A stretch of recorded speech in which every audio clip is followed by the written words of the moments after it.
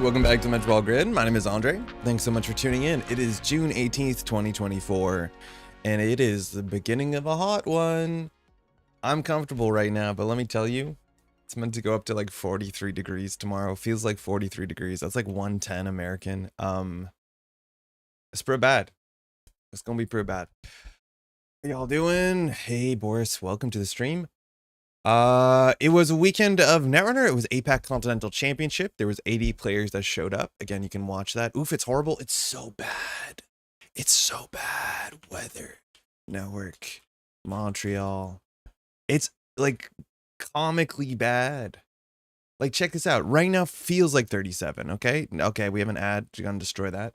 Feels like 37. I don't know why this number is this big and this number is that small. Because we feel the weather. We're not in the weather, we feel it. And if you look at like the 7-day, feels like 43 tomorrow. 43. Like, what the heck? People are gonna die. Let's go to American units. Feels like 99. 109. What? Anyways, hopefully you're doing well. How does it feel like 10 higher? What is this madness? It's all the humidity. So Montreal, most all the places I've lived in Canada are near water, and because you're near water, it becomes a lot more humid, and then like the heat sticks on you. If you've never like go to Southern Ontario, it is something else. It's pretty wild. Anyways, that's gonna be our life for a while. Actually, on that note, there's gonna be no stream on Thursday because of the heat. No, I'm kidding. I'm popping out for a bit for the weekend, so there will be no stream on Thursday at a regular scheduled time. There will be a video coming out. I have the next video. I need to finish the record the intro and outro after this stream and edit it together so it'll be up on Thursday. It's about 2 hours. It's built to last. It's going to take us a whole year to get through this whole series if we don't speed it up, which we definitely should be. And if you're a newer player, highly recommend it. It's generally a straightforward built to last deck. When I do my built to last decks, I think the last time we did it was like a welcome to standard deck, I'm pretty sure, with very few standard only cards. And it's the same sort of idea, a deck that's like really straightforward with multiple win conditions that I think new players can succeed with. So the humidity nonsense is why I left the East Coast. Yeah, I've grown up in it for almost all my life, so I'm kind of used to it, but it's like it is something else. Hey Dave, how's it going? The weather's quite warm here too, but in a good way. Yeah, Hanging Garden's lazy. How's it going? That's the exact one. Which I think from a lot of people was like really an important deck. And it's like very structurally similar, like the same 2.5 win conditions, which I think actually works out way better than I thought it would. I'm really surprised. Like I obviously recorded a bunch of built the last gameplay, and then I'm like clicking it up, doing the edit and be like, whoa, I wonder how much money I got through the built the last ability. And then the answer is 26. It's incredible. Like I'm starting to feel like built to last is a bit slept on, because any game I play of it, if it's like 11 turn game, 12 turn game, I'm making 16 credits for free. And I think it has to be in context, because in context, advancing your whoredom is actually probably not worth anything.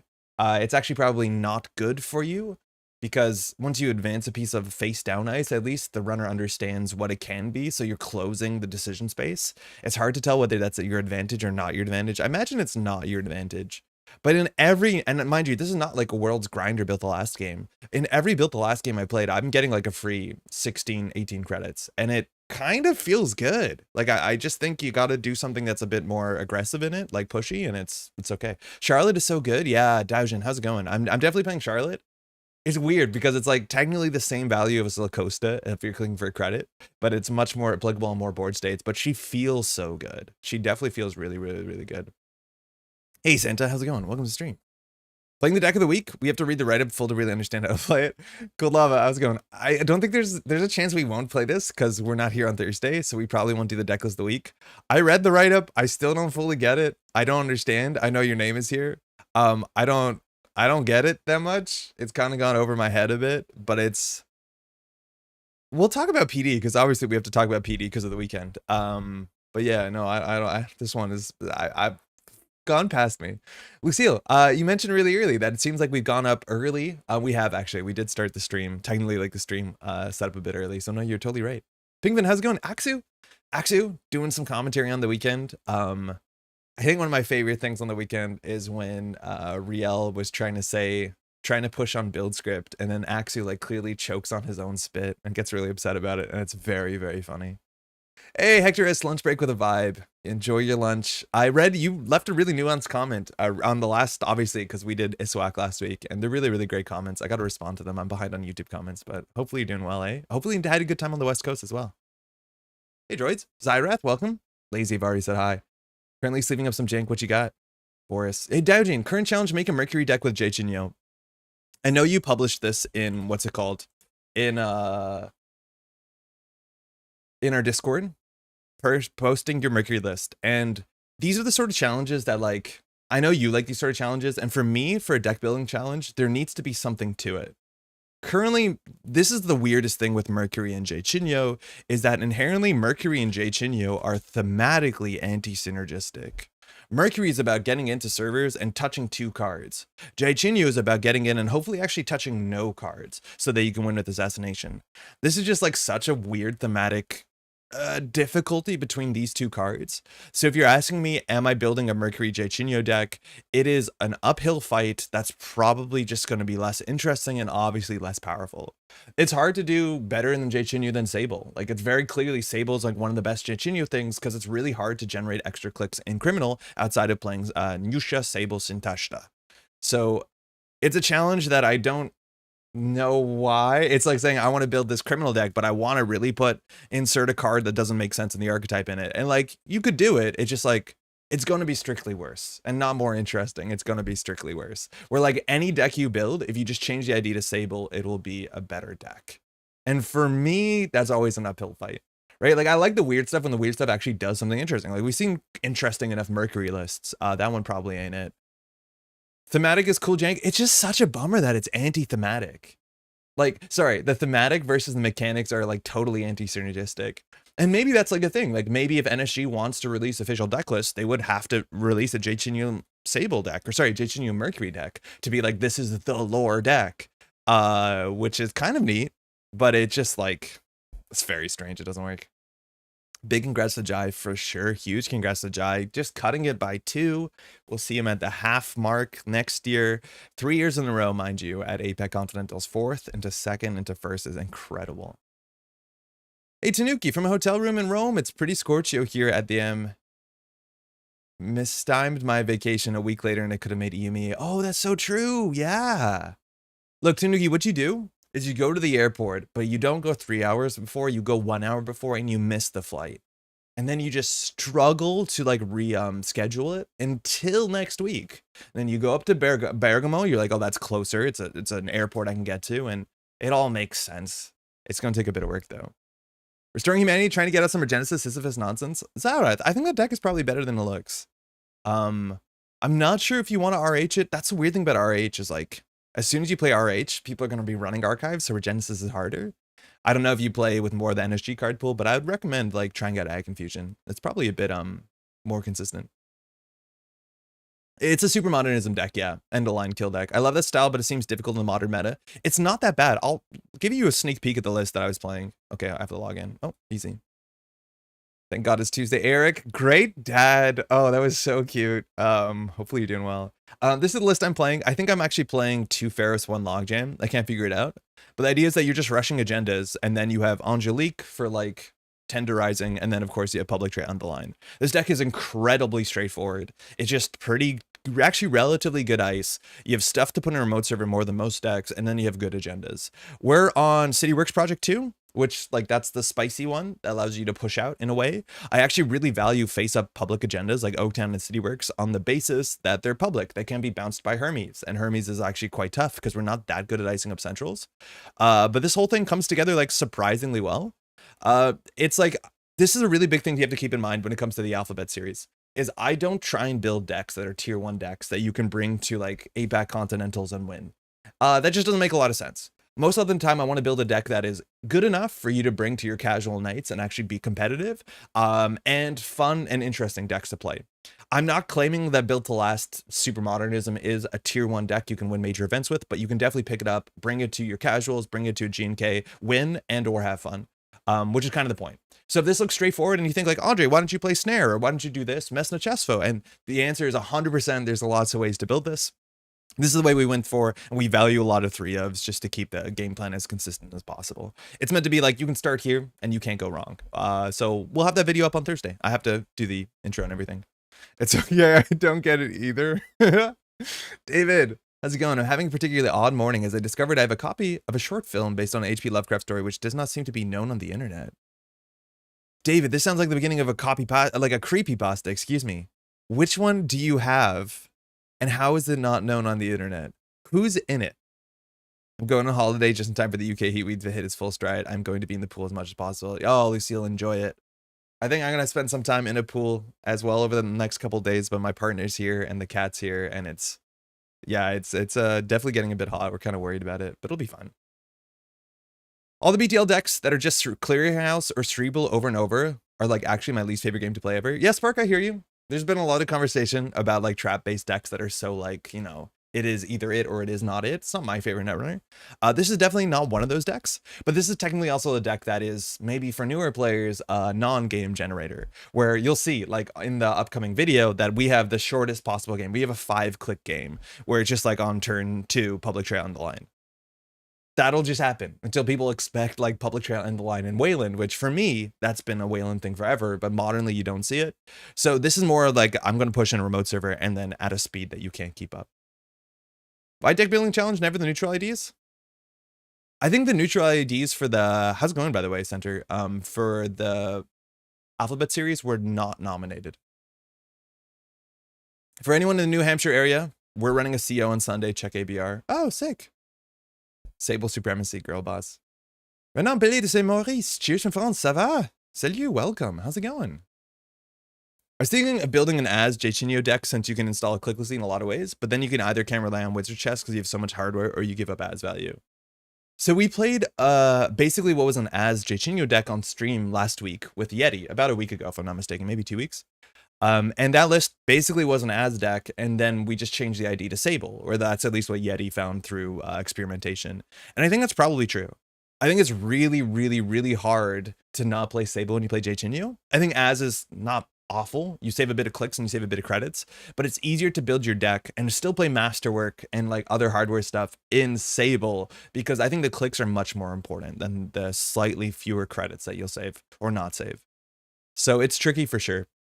I'm not 100% sure. I think we tried to build As Jachinio decks and they were like probably a bit more consistent at like pivoting if you can't Jachinio off because you're still playing like As Siege Engine, but it seemed difficult. The difficulty of a thematic deck is the reason why the challenge is interesting. The thing is, like, I don't think it's difficulty. Like, maybe this is just pessimism and me giving up. Like, I just don't think it's possible. Like, I don't think you can have an ability that's as good as Sable by not playing Sable. So you're just purposely building something that does the other thing but worse, but not in an interesting way. Like, I don't think it's either going to be as fun or as interesting.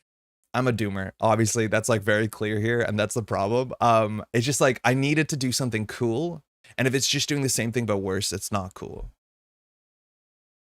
I've had some success playing World Tree Jachinio, except that whenever I'm game on points, I'm just playing Shaper minus 12 influence. Oh, you're playing in Shaper. That's kind of cool, actually. I don't think people play around it as much as they do want to ice up against World Tree. That's kind of neat. I'm wondering what's a good way to improve play patterns after being discouraged from losing 6 games in a row at Sable into PD. I noticed there's no strategy discussion channels on GLC. Are there any resources out there for improving my play? I guess this is what you need a testing group for. Pingvin, having a testing group definitely helps. Some people do submit their replays to certain channels on GLC, and then people give them feedback. I can't tell you how good that feedback is, or how thorough it is, or if it's going to give you what you want it. From losing 6 games in a row as Sable into PD. So the Sable into PD matchup, PD is a bit interesting. We're going to spend a lot of time today talking about PD because PD was like a quarter of the field at the APAC Continentals. In fact, HB was more than half of the field, and we need to address that. Sometimes you can just lose to PD. Now, Criminal generally doesn't have the worst matchup into HB because you just pressure centrals, so it's tricky. I think my basic rules, as an overarching rule when you're playing into HB and you're playing a Criminal, is face check all of the ice all the time. Force them to res their stuff. Because PD inherently doesn't have a very robust economy. They're playing very little operations that give them money. Some of them are in your digital life. That's not going to be good for you. But at the end of the day, Precision Design is playing the Precision Design list. So let's look at the decks of the week. Just so Nod again feels happy that we opened it this week. Like, Look at this list. It has 3 Greasing the Palm, 3 Hedge Fund, and 3 Rashida. That's it. Tranquility Home Grid's a really good card, and if you can trash these, you're good. But outside of scoring agendas, the deck has very little economy. The average res cost of an ice in the deck is about 4 to 5 credits.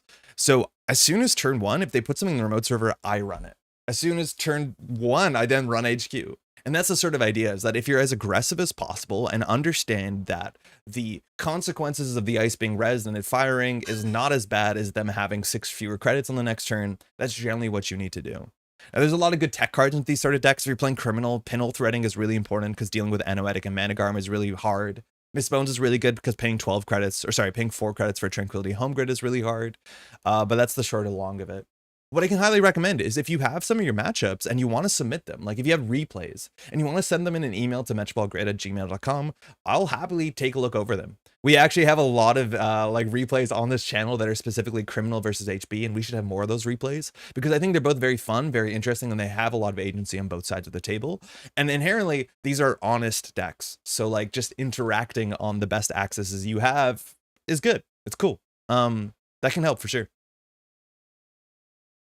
Drafter can be really bad to fire. Hey, how's it going? Drafter's like the worst case. This is the only card that I really worry about. Now in the early game on turn 1 or turn 2, it's unlikely for it to be bad. I think that's a big reason also why Greasing the Palm is now a 3 of, because it is one of the things that might be in the archives on turn 1. But Drafter's the only one that I would pause to like think, oh, how bad is this if it fires? And yeah, it can be really, really quite bad if it fires. The problem is if you're a Criminal deck, you don't actually break Drafter relatively well. So unless you're boomeranging it, sometimes you can't afford to put down your Carmen and break it for like 4 credits. That's just too much money. So yeah, sometimes you just have to let a Drafter fire.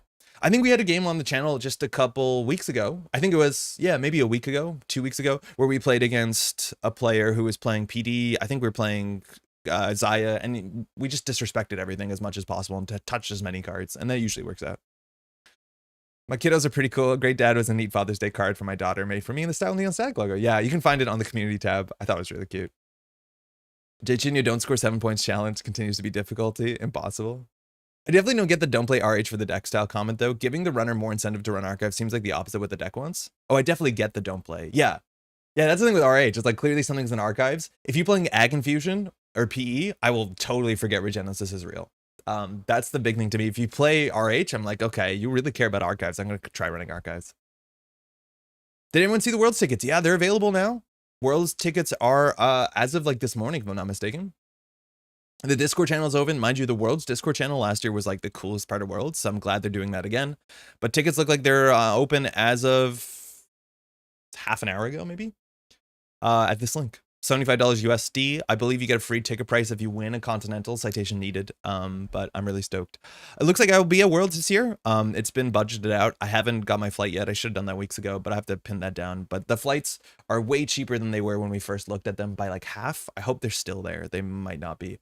But yeah, that's coming up in obviously October. If you have any questions about Worlds, let alone there is like a form, a document that a lot of locals from SF area have been putting together to help you like answer any questions and that sort of stuff. I'll hopefully link it in the description here. I know it's a live document, but Worlds is gonna be hype. I'm way behind on chat.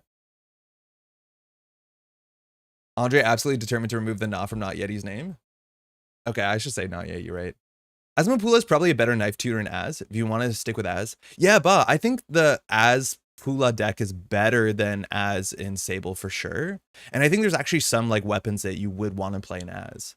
But I think it sounds reasonable, like obviously J-Chinyo weapons. I have a copy of The Music of Eric Zahn by John Streisick in 1980, which premiered at the Lurker in the Lobby Film Festival. I was able to find the IMDb, but it's not mentioned on Wikipedia or Reddit. I would recommend reaching out to maybe John Streisick. Also, you might just have a cursed object there. Like, there's a chance that it's not real, and if you watch it... For those who don't know, The Music of Eric Zahn is about, like, a violinist who every night has to go out his window and play, if I'm not mistaken, like, beautiful music towards the skies, because he believes if he stops, the gods above will come down and finish the world off. So he's, like, the last bastion of defense. I read it a long time ago, but it is a spooky one for sure. I got multiple people asking about your chips, Coast, and I've been cutting your Discord handle left and right. Hopefully it's not bothering you. Excuse me. Who's messaging me? Okay. I'm quite enjoying Andre's Doom return, but I think we need to check if he's got a hyper optimistic portrait in his attic. Isn't Zion the little deck good for knife? Renan, it's not bad. I think like losing 5 cards from an what's it called? That sort of deck it's not the end of the world. I think the biggest deal though is like just the extra clicks you get from Sable are so much more valuable, right? Like it just gives you free accesses don't really matter, but it gives you just flexibility to play around ice, to face check. It makes it harder for the corporation to play around all that sort of stuff for sure. It's another thing that's actually unfortunately exactly like playing Mercury. It's in like your game plan does not overlap well with Zaya's ability. Like a lot of the Jachinho decks play no multi-axis, so then Zaya's ability is entirely wasted. So you're right, 5 card size hand, 5 extra cards is like probably pretty good. You do have mediocre drawn criminal, you can build into it for sure. But just having an ability that really, really, really, really works with your ability, it just seems to be worth it. Hey Alec, how's it going? Tread Lightly is a free run versus PD according to this analysis. Yeah, I think Tread Lightly is probably better than it looks, but Daijin, what I would worry about is in the exact same situations that Tread Lightly is good, that's an entire same board state where Inside Job is just as good and Boomerang is just as good. So those cards will be better in more matchups across an entire event. So I'd probably play 3 Inside Jobs before I played my first Tread Lightly. Right? Like they're just very similar cards. For what it's worth too, it's like Window of Opportunity is also kind of comparable. Like you run the remote server, they res LeBron, you Window of Opportunity, go back. It's just at the end of the day, like there's only so many slots and all of these cards, what they're doing on turn 1 is identical to Inside Job. And at the end of the day, Inside Job is still Inside Job. Did you eat the legend on the way back? Phil, what does that mean? Also, I saw you on Sokka's short. Oh, we didn't stop in the golden? Okay. Rip Legends. Hey, Emelo, welcome to the stream. Glad to be here. Welcome. Hey, Cephalopod, good morning. Happy to share a microphone with you on the weekend. Hopefully you're doing well. It's a free ticket for winning Continentals or Nationals. Whoa, or Nationals, Tron. Hey, that's doable. So there's 3 Nationals in America. You got 3 shots to save your 75. Let's go. It's like 6 hours, but SF is totally drivable from LA. I'd love to make it the world this year. Oh, Ryan, how's it going? I don't know if you're considering it or not. Yeah, it is a bit of a drive. California is bigger than I think we think it is. As a Canadian, we think like California is like 3 cities that are touching each other. And then like, there's only so many cities in America. And some of them are called Texas. This doesn't sound like a cursed object. Kat, how you doing? I'm going to have to head off now, going to climbing with a friend. We'll catch up. Enjoy the climbing. I'm behind on chat. I'm going to catch up on chat, and then we'll start our main thing that we want to talk about. Give me 1 second. I have a set of Mango Feed poker chips. They're super dope. Come to Omaha, and you can win a set at our summer Jankathon. Oh, cool. Ability text that does things remains overrated as long as the Isowak continues to top cut. Isowak had a bad weekend.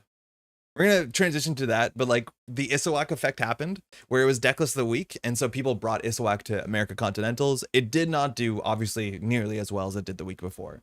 Now it's cool to see the Isowak decks evolve and I think they're better. I think the Isowak deck is now at a point where it has a really, really, really, really bad meta matchup that I think the best runner deck right now has probably a 95% win rate into the Isowak deck. And I said this before, the Isowak deck won a lot of games last weekend or 2 weekends ago because people didn't know what it was capable of doing. And now the secret is out. That doesn't make it a bad deck. It just obviously it's going to win less games because we saw the replays. There's a whole bunch of games where it won because your opponents didn't know what you were up to and then they die on turn 3. That is going to happen less now. And if that's the case, you can cut all the punitives and play 3 seamless and it actually might be a better deck. It's kind of interesting, but yeah. Tread Lightly the fixed blackmail. Is the Inside Job the fixed blackmail? Kind of. Got back for a Calgary road trip yesterday. Yeah, right. The drive through the mountains. Ryushi, I found your content recently. Welcome. I haven't played Netrunner since Terminal Directive. Thinking of getting back into what is the last of the FFG cycles going to rotate? Hey, welcome to the game or welcome back to the game. So there's an upcoming product called Dawn. That's the code name. That is meant to be a huge product that is going to come out. Currently, it's posted at Q1 of 2025. So early next year, Dawn is going to come out. And once Dawn comes out, NSG is going to rotate all of the FFG cards out of the standard format, and they're going to discontinue System Update 2021. And System Update is basically a reprint of old FFG cards that kind of make this like soft core set situation. So next year, about 6 months, 6 to 9 months from now, all of FFG stuff is going to go. I think there's a chance that Dawn gets delayed. That's a possibility. So it could be longer than that. It's definitely not going to be shorter than that. So that's interesting. It's also worth noting, Rishi, if you're back into the game or you're getting into the game, that at this point in Netrunner's history, proxies are legal at all stages of organized play. So say there's an FFG card that you don't own anymore, or there's an NSG card that you don't have that set, you can just go and print it and put it on top of like a Magic Gathering card or whatever and sleeve it up, and you can play that at the World Championship. You can play that anywhere. So I've got a bunch of questions to be like, should I pick up System Update 2021 in this day and age, considering that it will rotate later next year? And my answer is probably yeah. I think you could. I think you should, especially if you're newer to the game.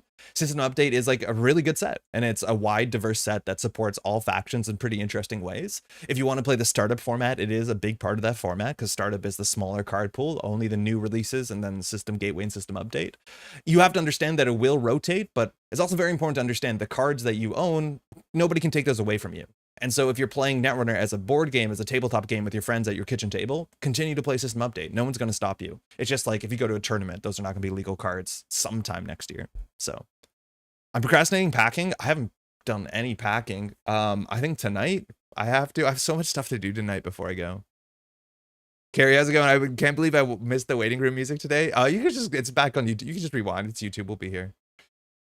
HB is sweating bullets knowing Andre's about to come for them. Yeah, kind of. Hola, Lord Feature. ¿Cómo estás? How's it going? FFG printed cards will rotate early next year in the updated core sets release. System Update 21 from NSG is also rotating. Yes. So it's weird. There will still technically be some FFG cards within a standard format next year. Null Signal Games hasn't announced whether they're doing anything about it. And I think it's actually a really interesting problem.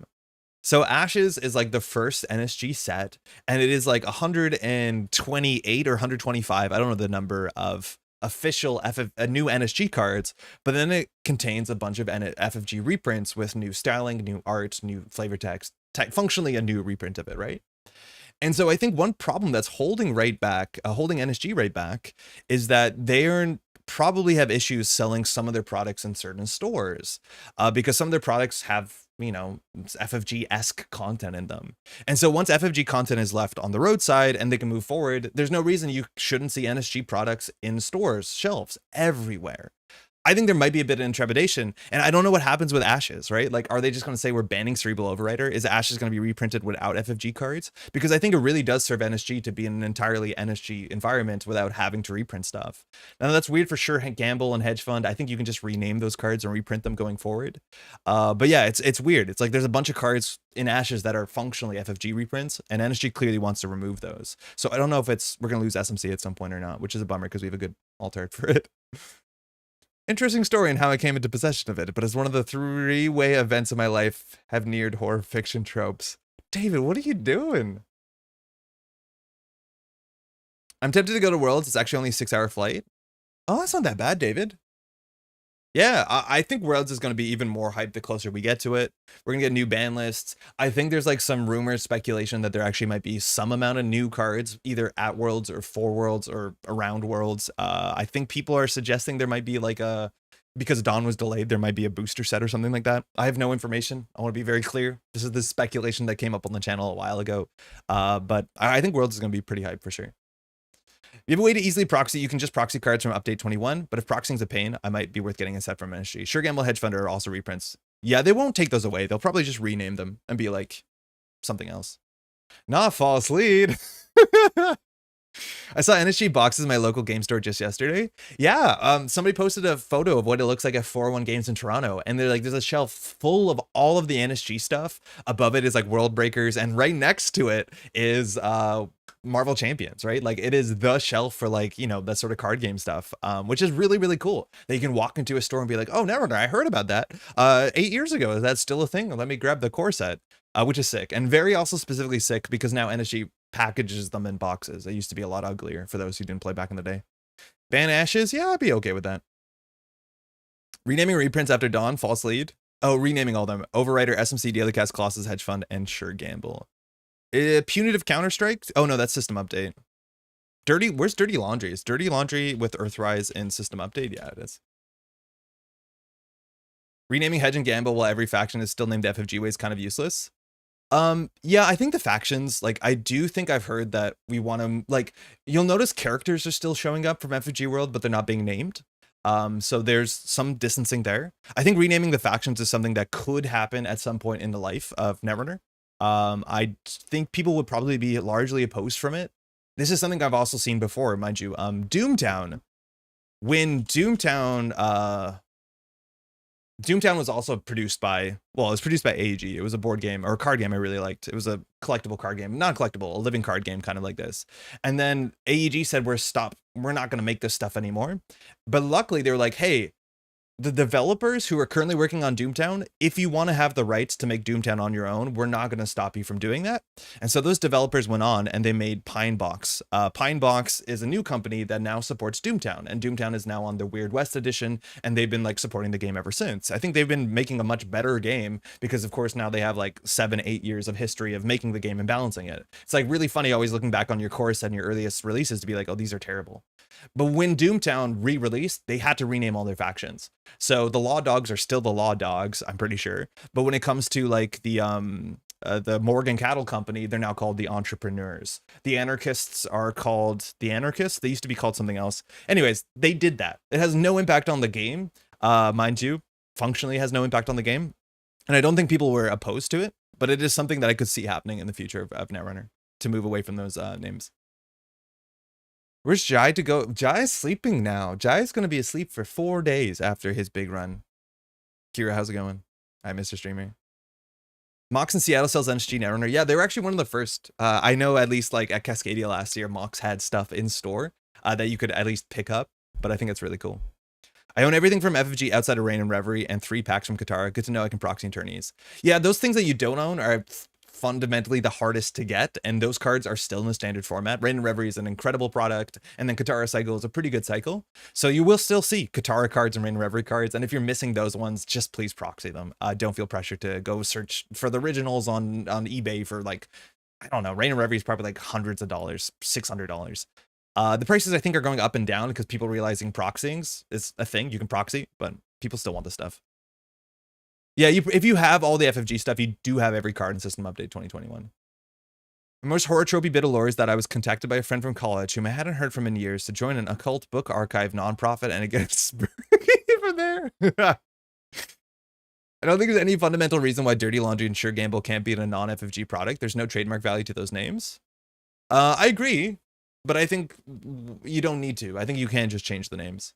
Right? Like, I think we're going to be in a world without Diesel, and then we might have something like Diesel with a slightly different name that slightly has a different effect. Like, for what it's worth, NSG is really good at making new versions of stuff. Funny enough, right? For one of the first renames that, like, NSG, I think, did a Tabula Rasa, is Data Sucker, not this art, but this art, was all the way back in the original 2012 core set. Now, if you read all the text on Data Sucker, you might realize it's the exact same as Leech, barring technically it can be used on ice that you're encountering that's not installed. It is a very, very niche change in interaction, but functionally, the change between Leech and Data Sucker is just a name change. And I think we're more likely to see stuff like that. Funny enough, no one calls Leech Data Sucker anymore, and that's, I think, because it has a really good name that's easier to say. But for me, this is what a Data Sucker is. Anarchists used to be Sloan Gang? No, I don't think so. Because Anarchists are the immigrant faction. Sloan Gang is something else. I think they're the Outlaws. I'm pretty sure. Isn't the factions part of Android, which is a license FFG chose not to renew? No, so slightly. Android is the only part of the license that FFG owns, because Android was the board game series. Like HB, Jinteki, Clone, Byroid, that is all Android. That is the only part that FFG owns. FFG was not able to renew the licensing agreement for Netrunner card game, which is from Wizards of the Coast, because it was a Richard Garfield thing. And then you have to make some sort of agreement with, what are they called? Talassarian Games, which are the cyberpunk people, because that is based on cyberpunk, even the name Netrunner. Were the Anarchists the one eyes? Yeah, that's it. That's it. The Righteous Bandits. Yeah. Yeah, Android is FFG. Jackson Petroleum. Let's go. Sure Gamble is also an Arkham card, so who knows the lawyers petty people might do. FFG has a big, what's it called? There's a lot of cards that are called the same thing, either for jokes or on purpose. I probably said this before. This is Ice Wall. It just came out recently. I emailed the FFG people because this text doesn't actually make sense. Does anyone play Marvel Champions? It says, then if there's at least 8 damage here, discard this card and attach a set-aside copy of Frostbite to the enemy that just attacked. This doesn't do anything. Because after the attack, once the attack resolves, the Frostbite is discarded. I'm not going to go too deep into this, but I emailed them. I did the whole like, dear FFG, I have a rules question. Can you answer? And their response was, you're correct. We're going to errata that. Sorry about that. Please play it the way that you think we intended it to play it. Which, like, for me, I've wanted to do that for such a long time, be like a rules nerd and email FFG and get a change in the world. I have changed the world for better. How did NSG manage not to get a lawsuit when Wizards Coast? I don't know. I don't expect them to. Definitely NSG has lawyers and folks have, you know, made it clear to them that what they're doing is something they can and should be doing. I don't think there's a big reason to do it. I would argue that like making the interest in Netrunner and Android and Cyberpunk continue to go up as the years progress is not bad. The fact that Jinteki.net hasn't been challenged in the days of FFG, that's already like, how did that exist? Right? So there's a lot of stuff going on behind the scenes. I like TTS mods got attacked by FFG back in the day.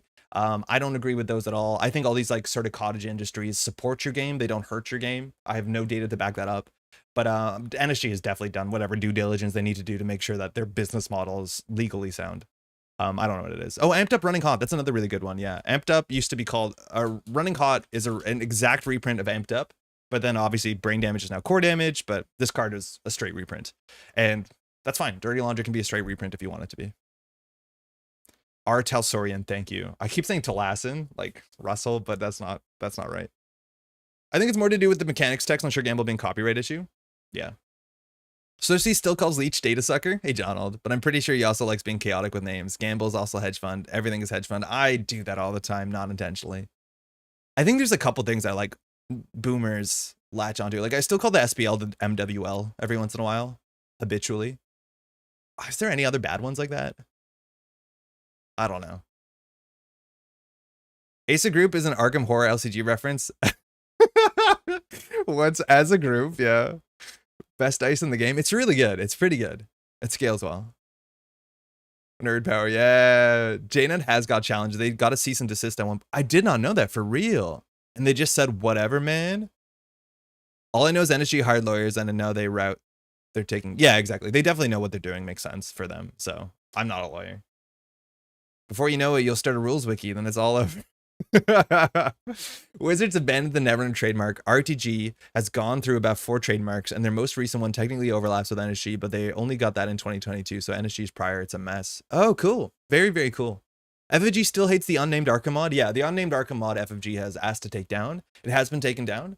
If you want to play the unnamed FFG Arkham, sorry, not FFG, the unnamed Arkham mod, it does exist on the internet, and it's incredible. I just spilled a lot of coffee on me. Oh, I think I have a Kleenex. I spilled a lot of coffee. All right, give me 1 second. I got Arkham and I heard Arkham. I got excited. I spilled my coffee all over my thighs. I'm wearing shorts. I bought so many games for playing them on TTS. It's like getting a demo. Yeah, I 100% agree. And I like companies that say this is our official mod.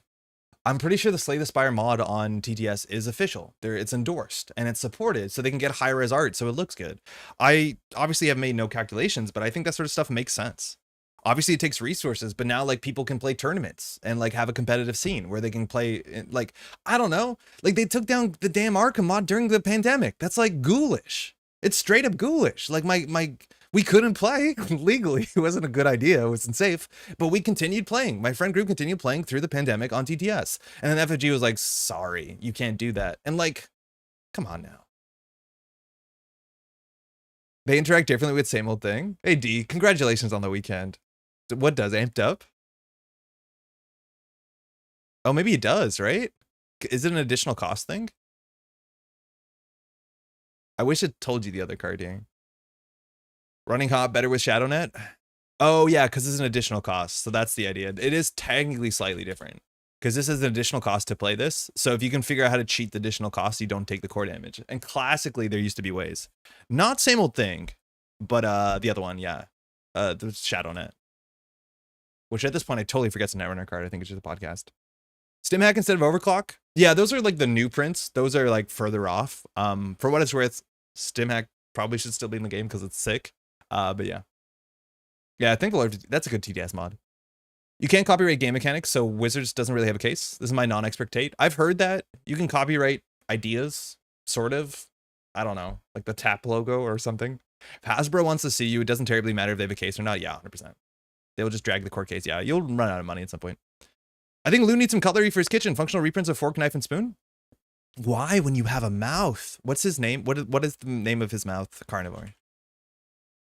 No, but I hear you. More sharp teeth. Yeah, Shadow Knight, exactly.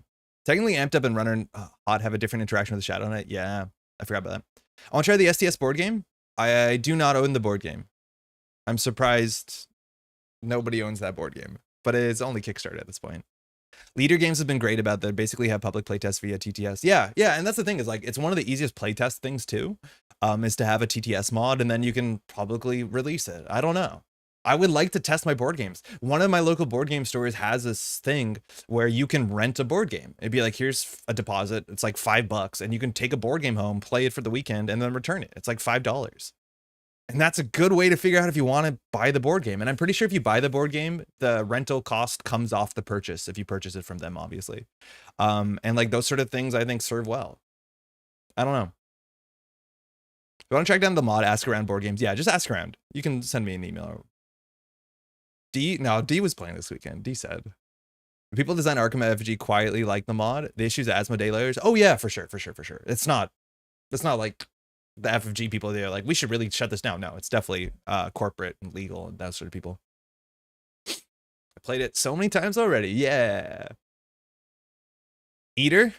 Yeah, Eater. Eater is, I think this came up. So at NPC Boston, there was the event where you could have it's throwback. You could have one playset of a card that is not in the standard format, but that wasn't banned at the time that it rotated out of the format. And I think it was Holly. I think Holly was playing Eater as in a Jaichino deck. And I don't think that deck lost a game. I think it's probably absurdly broken. But yeah, Eater Jaichino seems like what you want to do. Oh, you on the board game? I don't even want to play the STS board game. I just want to own the physical STS cards and look at them and go, ooh, yeah. And they're in sleep, like literally holding like those cards is kind of surreal. Like I'm imagining, I haven't held them. Hey, Terrence. I've been playing a lot more BGA this year. I got a subscription. We've been playing mostly Arc Nova. All right, a guy in my office brought the STS board game, hey Rahit, to work, and it takes up a very large amount of his day. Like to play it or just the box itself? Because the box is like, it's not as big as I thought it was, but it's definitely a bigger box. There are 3 levels of content protection. Patents for ideas granting total monopoly for 20 years, copyrights for words granting a partial monopoly for 130 years, and trademarks for brands granting limited protection forever. But this is American, I take it, right? All cards with the same name as FFG is probably an infringement, but Hasbro has a big debacle with the Indian copyright license, so nothing will happen. I don't think anything will happen.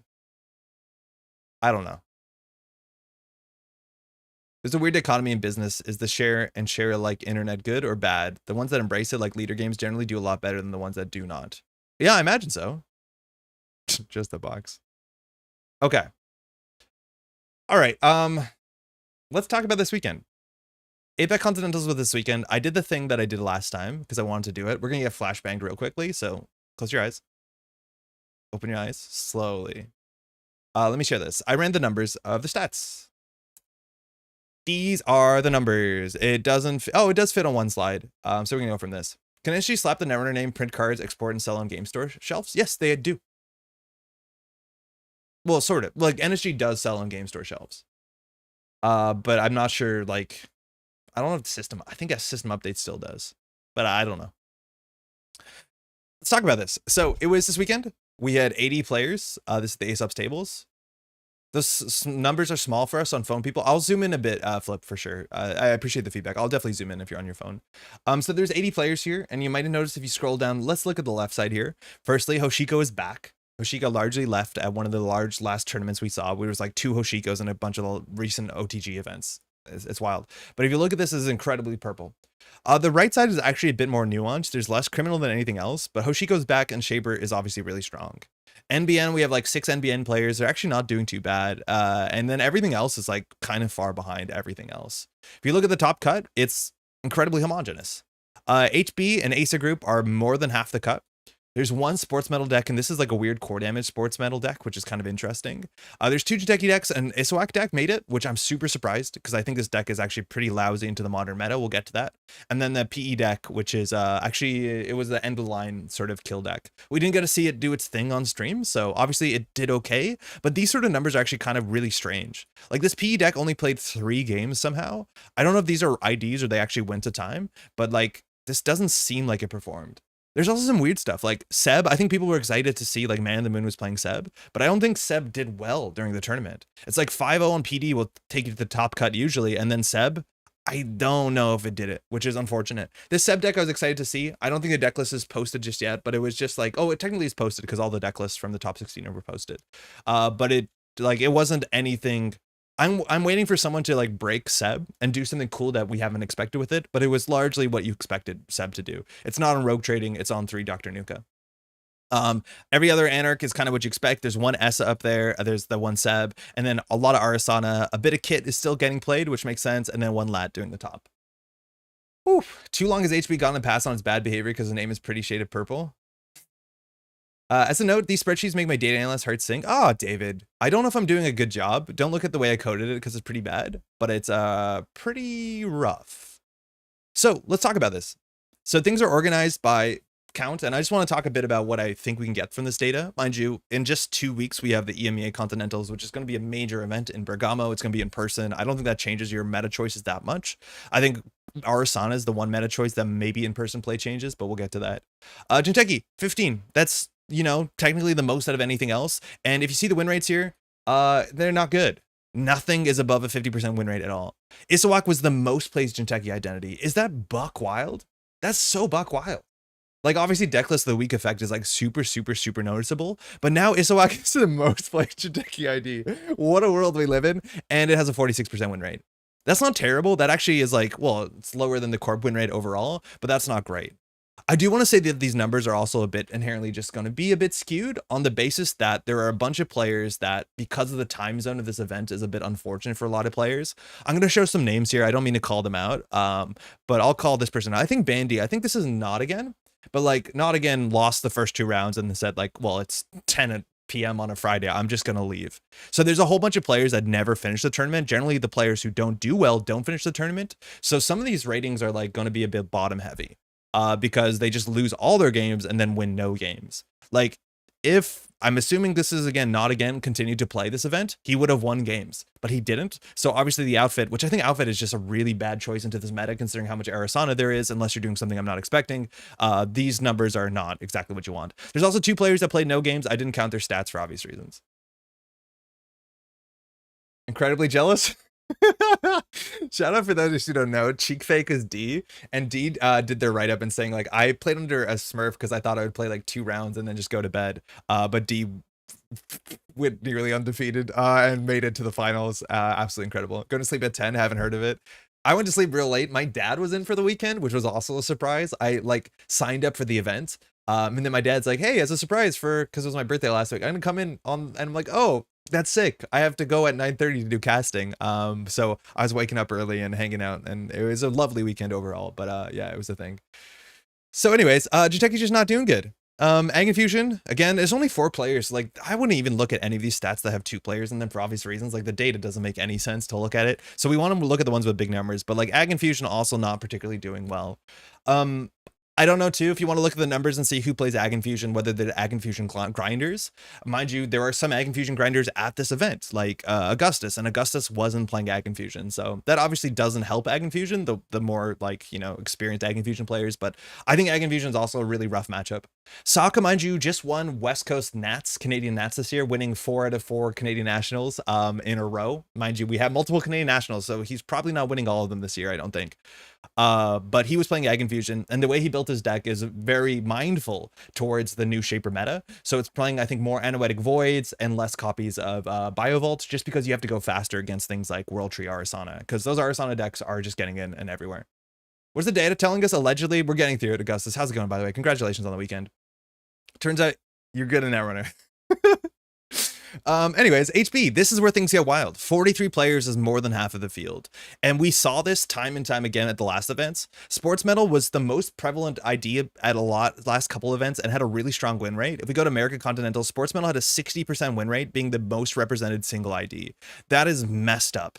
Now, I think we're at the point that more and more people are playing Shaper, and I think the Shaper into sports ability, let alone the Hoshigos, are tuning their deck to be a bit better into sports by having a bit more run events and being a bit more aggressive. That's not going to help. So sports didn't do as good, 42% win rate, but everything else here is super, super notable. Firstly, there's one Thule player coming in 100%. That's Santa. Yeah, that's going to happen for sure. But then PD and Asa having the best win rates, basically holding afloat the entire standard format at this event. Nearly a quarter of the field's on PD. This PD deck is the same deck it's been forever. If you want to look at this deck, it has like, so this is the sort of idea of the deck. This is the shell that a lot of people have been playing. And I think in some ways it's really good. In some ways it's a bit rough because this deck is almost card for card the same deck that has been since 2020. Now that's good because it's easy to pick up and play. But if we go to actions or sort by set, like there's 1.5 new cards here. Like the newest cards in the set is Greasing the Palm, MIC, and Ablative. So nothing from Rebellion Without Rehearsal, which shouldn't be a surprise. I think we're going to come back to that point. My current meta analysis, Rebellion Without Rehearsal, was... but everything else here is relatively old. Like besides the virus, everything here is from basically like it's 19 cards of System Gateway and then some older stuff for sure. Yeah, it's good. It's also not great. And this deck to me, its power is that it can just win. It can just win really quickly against no matter what. It can draw well and it can push out the game. And we'll come back to this when we look at the runner. I don't think there's any Corp deck that's viable in the current format that has a game plan that's more than about 12 turns at all.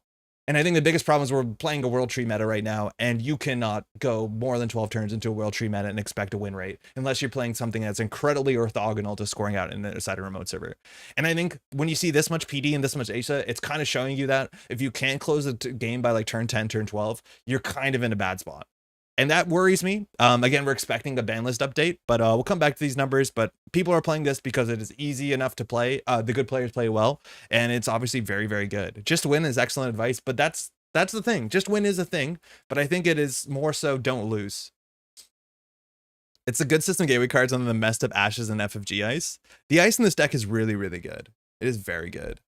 I would doubt if my 5 new card NEH was the most RWR in the cut. Haven't actually confirmed this claim. I think it is, Augustus, and it shows you like the parts of RWR and the Corp side that see play, and it's like gross acid spam stuff.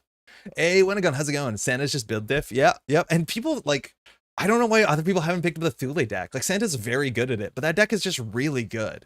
It's so surprised that people are entirely averse to learning that archetype because people are not teched into the archetype, and it's a very, very, very good. It's a hard deck to play. It's a hard deck to play, but good Netrunner players know how to play hard decks.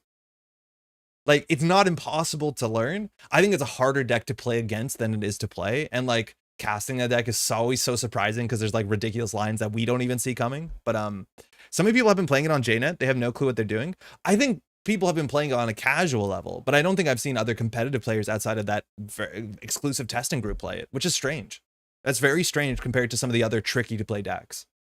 Like the sort of like always open imp Lou decks, virus decks, I think certain testing groups were playing that, and then it did spread because people realized this is the best deck. It's tricky to play, but we can do it and it's worth it. And I think Thule falls into that camp. My ASA was on 10 RWR. Oh, that's pretty good actually. Yeah, that might be better than Augustus.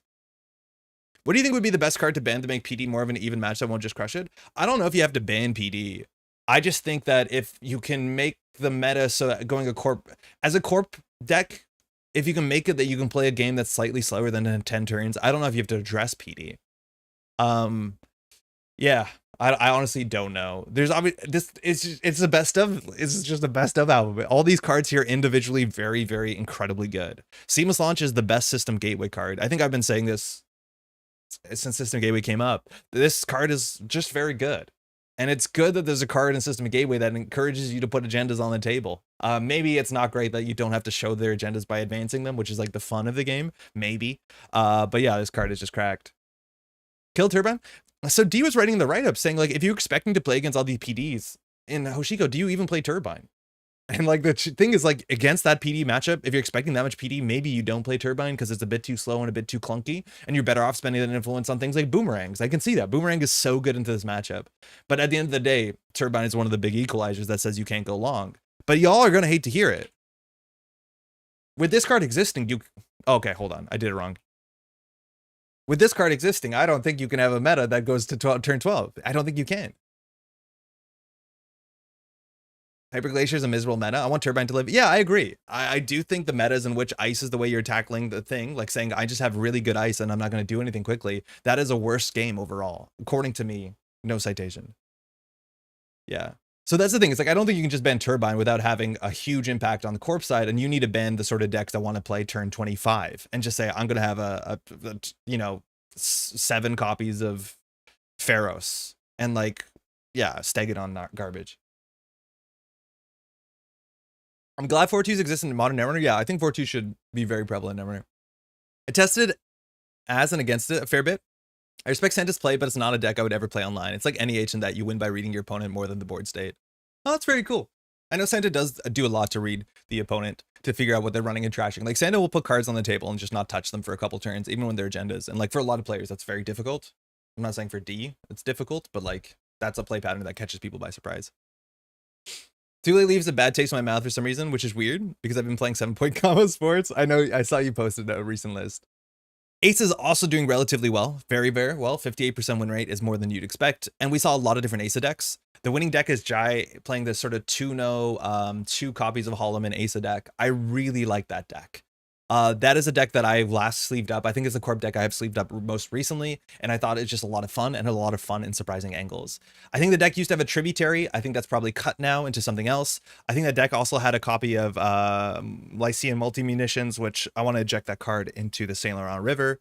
But otherwise, the deck is very, very powerful, and is another sort of deck that wants to close out the game pretty aggressively and has ways to interact with different runners and make different problems for runners to deal with. I think the deck is sick. Again, doesn't want to go that long. I wish there were more 2-1s. I don't know.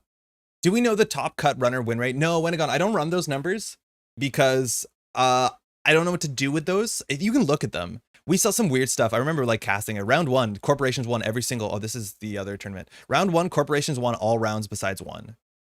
Right? Like, you just have to go through and calculate this. I do it by hand. The round 1 is like... My statistics when it comes to the top cut, I think someone should look at them, but for me, and I probably have to do the basic, let's talk about stats kind of boilerplate, let's keep these in context conversation. We'll come back to that. But it's very important to understand that all the higher seed players here chose their matchup based off of what their opponent had. So you're expecting to have more volatile matchups in turn 1, or in round 1, excuse me.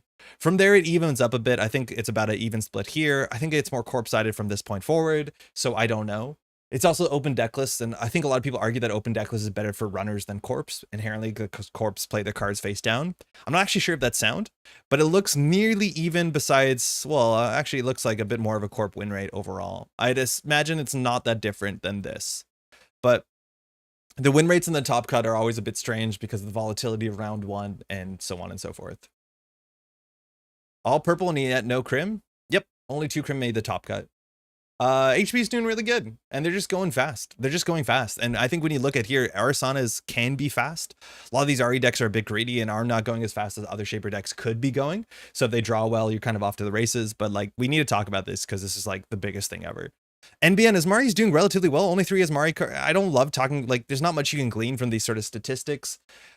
The basic thing we need to say when we look at any of these numbers is this is the whole field. A lot of the players who come to this field are playing whatever they want. A lot of the statistics, if you look at like the players who are competitively minded, maybe there's a chance that happens with the big numbers, right? Like there's a lot of Hoshiko, and I think the good Hoshiko players are doing really well with Hoshiko, but then there's a bunch of players who are not as competitively grinding that are not doing well with Hoshiko, because Hoshiko is a bit more tricky than I think Hoshiko looks. So these numbers are covering such a wide field that it's hard to take them and extrapolate them. I'm not sure if Kikai's put up an article yet, but I think things that are more interesting than these numbers, which I don't have, are like individual matchups. Like, I want to know what the matchup is between Arasana and PD. I want to know how good Sable is into PD, because these are the sort of the numbers that I think are more important for you to understand when you're going to an event. I think understanding overall what these trends look like is obviously really important, and like what is the thing to beat. But yeah, otherwise MBN, There's one NEH player. It's Augustus. He's doing great. Everything else is like not enough statistics. Op actually doing better than Op has ever done for the last couple of weeks. I think Op has had an abysmal win rate. 9 players is more than we thought it was. And then everything else is garbage. There's like 2 Nuven players. There's 1 Outfit player, which dropped after 1 game. So like none of these numbers actually matter. And then cool, Jemison, 1 player. So yeah, Corp overall 55% win rate, but it's almost entirely this. Of course it is. It's like, it's half the field is playing HB, but it's almost entirely this. Nothing else is doing well. More stats needed, but nothing is doing well currently at that event. So who knows? Can we ban World Tree and get Woo back? I like shuffling. I don't see a world where World Tree is going to be a problem. It's tough to say that as a Corp meta, even with stats showing higher Corp win rates, and Corps feel so pigeonholed into what they can play. Yeah, that's the thing. Is like the numbers that we've been presenting over the last couple of weeks do not honestly, like very obviously prove the points that I think we're saying. I don't think it's a Corp meta right now. To me, this looks like just a very narrow meta where there's something you can do that works. I think over time, runner win rates generally go up. If we look at American Continentals, this like technically is slightly more Corp favored, but the coloring scheme on this is a bit different. There's more green. I didn't use red there. Sorry if you're red-green colorblind. I don't know how to make that more accessible. But overall, the Corp win rates were a bit more varied. There were more win rates that were above 50 that were spread out. And obviously, when, you know, so much of the field is playing 1 ID, it's all focused on one little section. So there's just so much that's either not being played or not working, and then 1 or 2 things that are. And I think the narrative with American Continentals is I thought Hoshiko was the deck to beat, and Hoshiko wasn't doing well. And I think this number is deflated just because there's more people playing Hoshiko, so that's going to bring the number down, unfortunately. But like Hoshiko's existence is causing corporations to do the thing they do. And the corporations that are doing well are the corporations that have good win rates into Hoshiko. I think Kika's stats were saying like there's a certain matchup against Hoshiko that, or into Arsana specifically, that had like an 18% win rate for the runner. And that's because of the meta is so, you know, there's one thing to beat. You can beat that thing by building around it very heavily. So I think the facts that like this seems like I'm saying anybody can prevent any outcome from this data. I think you could argue any side of the coin, but from my experience, it doesn't seem like it's very varied on the Corp side. And I think the stuff to beat, even if it's not doing well, is having such an impact on the meta that you have to figure out how to beat it. Right now, I think the thing that's putting a bigger strain on the meta is Arsana. Arsana, 13 players, that was the highest of any ID. Oh, actually, no, Hoshiko is higher. And has a 57% win rate. That deck is hard to play. And I do think the data on this is going to be a bit more pushed up, because I think a lot of the more hardcore grinders, like almost all of Tiebreakers, is playing Arsana. So there's more players playing it that have put the reps in. I think it's a hard deck to play, but 38% conversion rate to the cut is pretty ridiculous for such a highly played ID. Right? Like that's the second most played identity and has a 40% win rate conversion, top cut conversion rate. Like it's clearly doing very, very well. All 5 cut Aris are World Tree? Yeah, 100%. And I don't know why you would play another Arizona unless you get something really interesting that puts a lot of pressure quickly. So like Arizon's 3 deep dive, like I could see that. Yeah. I have a little red-green color blindness and it looks okay to me unless I'm missing something. Yeah, that's the problem, is you won't know. Sorry about that. It's a PD meta. It is a PD meta. HB is the one faction in the game I never really played, so this meta is a huge bummer for me. Mushin, I could hear that. I think maybe the upside is if you're an intrepid deck builder and you don't want to play HB, there's ways to understand what's going on here and make that work for you. I don't really have much to say about the NEH deck, but that was the Augustus. It did really well for Augustus. 100% win rate. Obviously, these are low data points, but I don't think it's impossible to grab something and make it work. That's not HB. I just think you have to understand what you're doing. I don't think you can just like pick up an any op deck and make it work consistently all the time. Like I think you have to just understand what you're walking into. This has definitely validated the feeling I've had playing Corp recently. Don't really love playing HB and just not doing well into the field with other things. Yeah, it's tricky. Basically, ban host, ban World Tree, let's go. No, I don't think you can just do that. Lat's doing well. There's less people playing Lat than American Continentals. Lat was at 10, 41% win rate. Fewer people playing Lat means the people playing Lat are the people who have been grinding Lat. Lat's doing fantastic. The rest of the shape are not great. Kit, seeing a lot of play. Obviously, Kit winning the American Continentals is putting a lot of hope into people. I think Kit inherently is a bit of a variance deck. You don't do that much until you find your copy of, what's it called? Not Eureka. You know the one I'm thinking of. And you can compile. There's some cool ways to get it going to work for you. But Kit can be a bit tricky. I think the Kit deck also doesn't inherently interact with the big pile of upgrades you have in these PD and Acer remote servers. Mind you, I think a card that's unironically really good right now is Light the Fire. And I think we're even seeing it in Shaper decks, specifically World Tree decks. But I think Light the Fire, as long as you can play around the border controls, which good luck for that, is a very, very good in this meta. And I'd actually include one of in every Anarch deck as a starting point. So, yeah. So, yeah. Kit's just not doing it. Lat's doing okay. None of the other Shapers are doing anything. Anarch, just not great. just bad. Nobody besides Hoshiko has above 50% win rate. Just ignore these cards. Like, Seb made a top cut for sure, but like the numbers are not supporting this being obvious. I'm surprised Essa's not doing that well. I'm not sure if the Essa to PD matchup is that great. It's true that you're good at dealing with Brawn, but eventually you're good at dealing with Brawn. And PD inherently has recursion built in, which can't be good for Essa. So I don't know how to do about that. Benhar is obviously really good into PD and to Asa, and Hoshiko is actually doing not as good as Hoshiko you'd expect to do, but doing fine. Criminal, not bad. 419, mind you, there's only 2 players, so this data point is a bit messed up. But Sable is doing good enough. The Essa win rate's really surprising. I think there's less people. Like Essa did much better at America Continentals, right?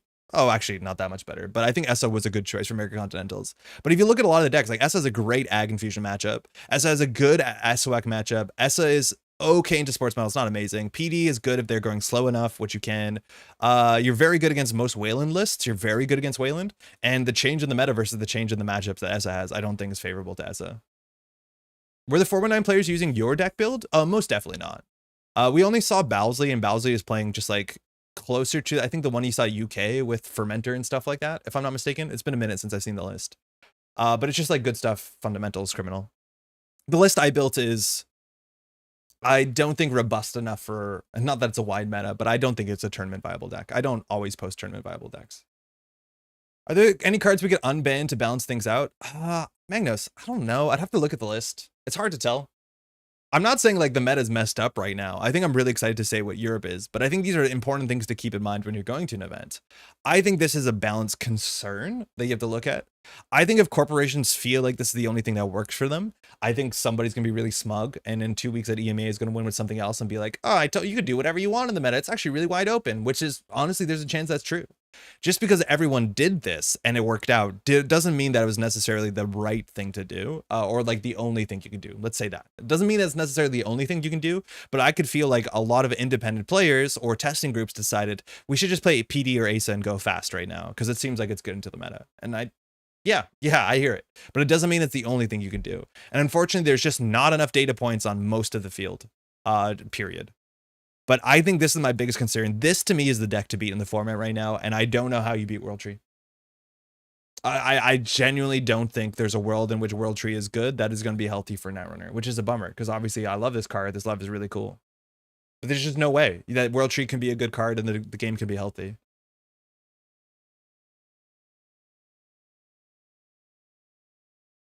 The biggest concerns I had with my list were playing them at 4 a.m.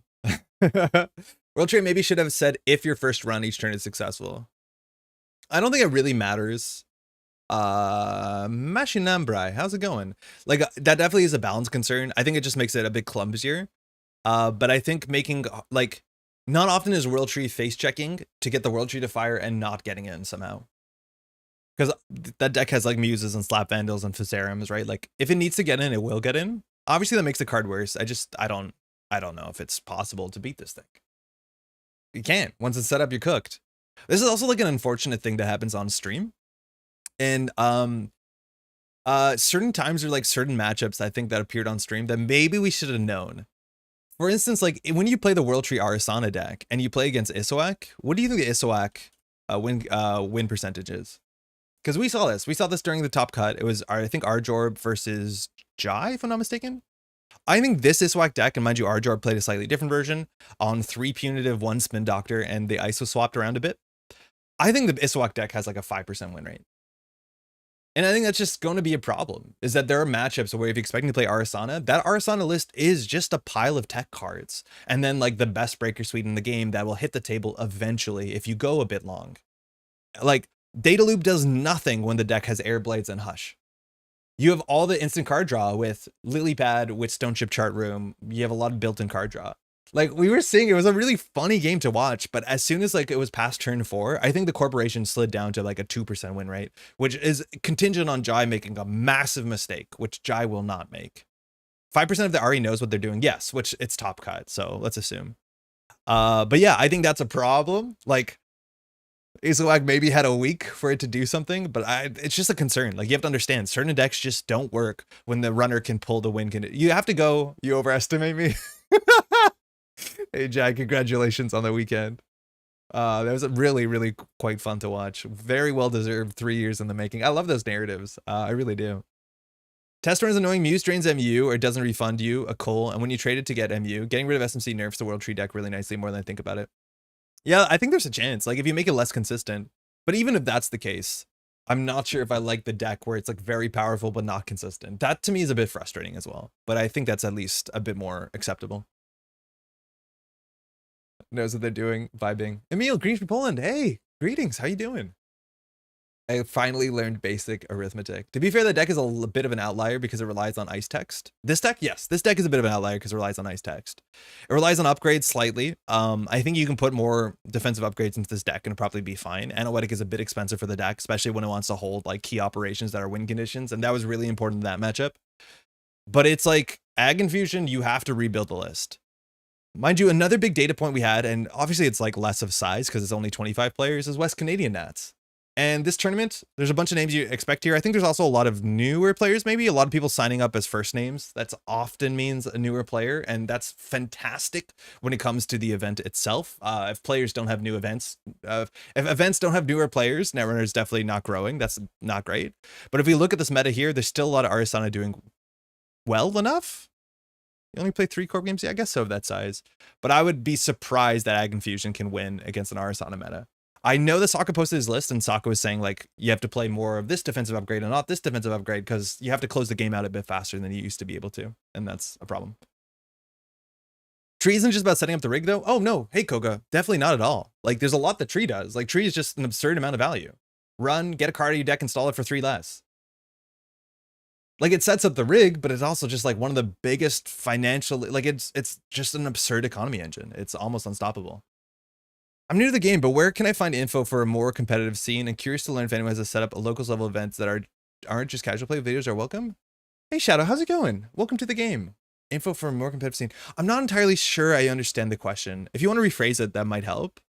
A lot of competitive, so locals, it's a bit tricky to make your locals super competitive just because you're limited by how many players. And you're probably going to have more casual players than competitive players. Now, if you want to have regular competitive tournament play, a lot of times you can get involved in a league. So like Green Level Clearance will have some leagues, certain testing groups will have leagues like that. Well, they will meet consistently and play like 1 to 2 games against one person, and then the league lasts a couple of weeks. That's probably what I would do. There's not a lot of local event stuff on camera, just because camera tabletop Netrunner is usually for events. And that is something that's been kind of coming back. We recently streamed, or Neon Static, you can find on the channel. I was there casting, streamed NanPC Boston. That was an event you can find on, let me just open it real quick. That was a fantastic event. OTG was streamed recently, which was a great event as well. I haven't caught up on the stream yet. Where's Neon Static? So you can find that sort of stuff here. This would be under live streams. Hey, Eric Hayden, great dad. If you're watching, you need to put your live streams up. You need to make a tab up here for games, for tournament play. Like NPC Boston should be up here. I think it's really, oh, it's down here. Okay. Well, okay. Yeah, find local players in GLC is really good. Get involved in GLC or Green Level Clearance if you're not involved is a huge Discord channel. You could be like, hey, I'm in this area. And then you'll find other people in your area and then you can build around that.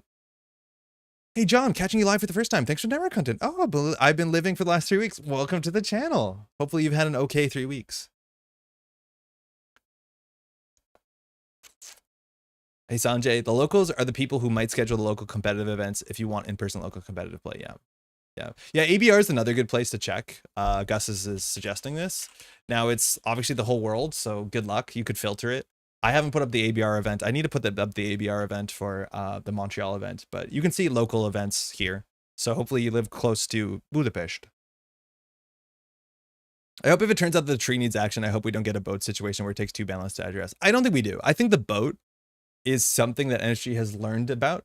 I'm pretty sure they've said that on tape. That boat and Drago were them holding out to see if some meta force would change. And I think as soon as like Tributary, you saw that they were actually very willing to do a ban sooner than you would even expect them to. I think this is okay. Where we are right now is really cool. And I think we're going to see EMEA Continentals, and we're probably all our data is going to be useless when somebody does something pretty wild and interesting. And then we're going to see a ban list between that and Worlds, which is in October. So yeah, I don't think NSG is going to hold out if they think something is problematic. They can even like take a small like little chip out of Arasana if you want to, World Tree Arasana, and see if that does enough. Maybe we could see 2 ban lists between now and Worlds. It's just like it's hard to get enough data points because there's no competitive events, I don't think, between now and Worlds. There probably will be. So it's hard. Yeah, thanks everyone. Yeah, Shadow, there's a lot of things. If you want, as a new player too, if we want to shout this out, if you go to nearearthhub.net, this is a really good hub that has a bunch of resources that are great for newer players. So almost all the links that you want are here. So NSG's website, JNet is where we play, Netrunner DB is where we deck build, Chirboga is an AI you can play System Gateway and some other card pools against. Some competitive resources, so tournament organizing software, always be running an NPC. Beanstalk, some Netrunner videos. I got some fundamentals up there, and then community resources are really important. Green level clearance is the big one that I'd recommend. StimHack Slack, I haven't been there in years. I don't know what's going on Facebook, but those are great places to go. So I'd recommend those. Can we have a list for snap ban Netrunner card? Carrie, what does that mean? Green is good, Netrunner is bad, meta doomerism thrives and cycle continues. I want to be clear, like I'm not a doomer about it. I just think that you can look at this and there's a lot you can learn. And I think there's problems that corporations need to answer. I think the fact that the deck that's been the same since like 2020 is still seeing play. Like you want to get a doomer take?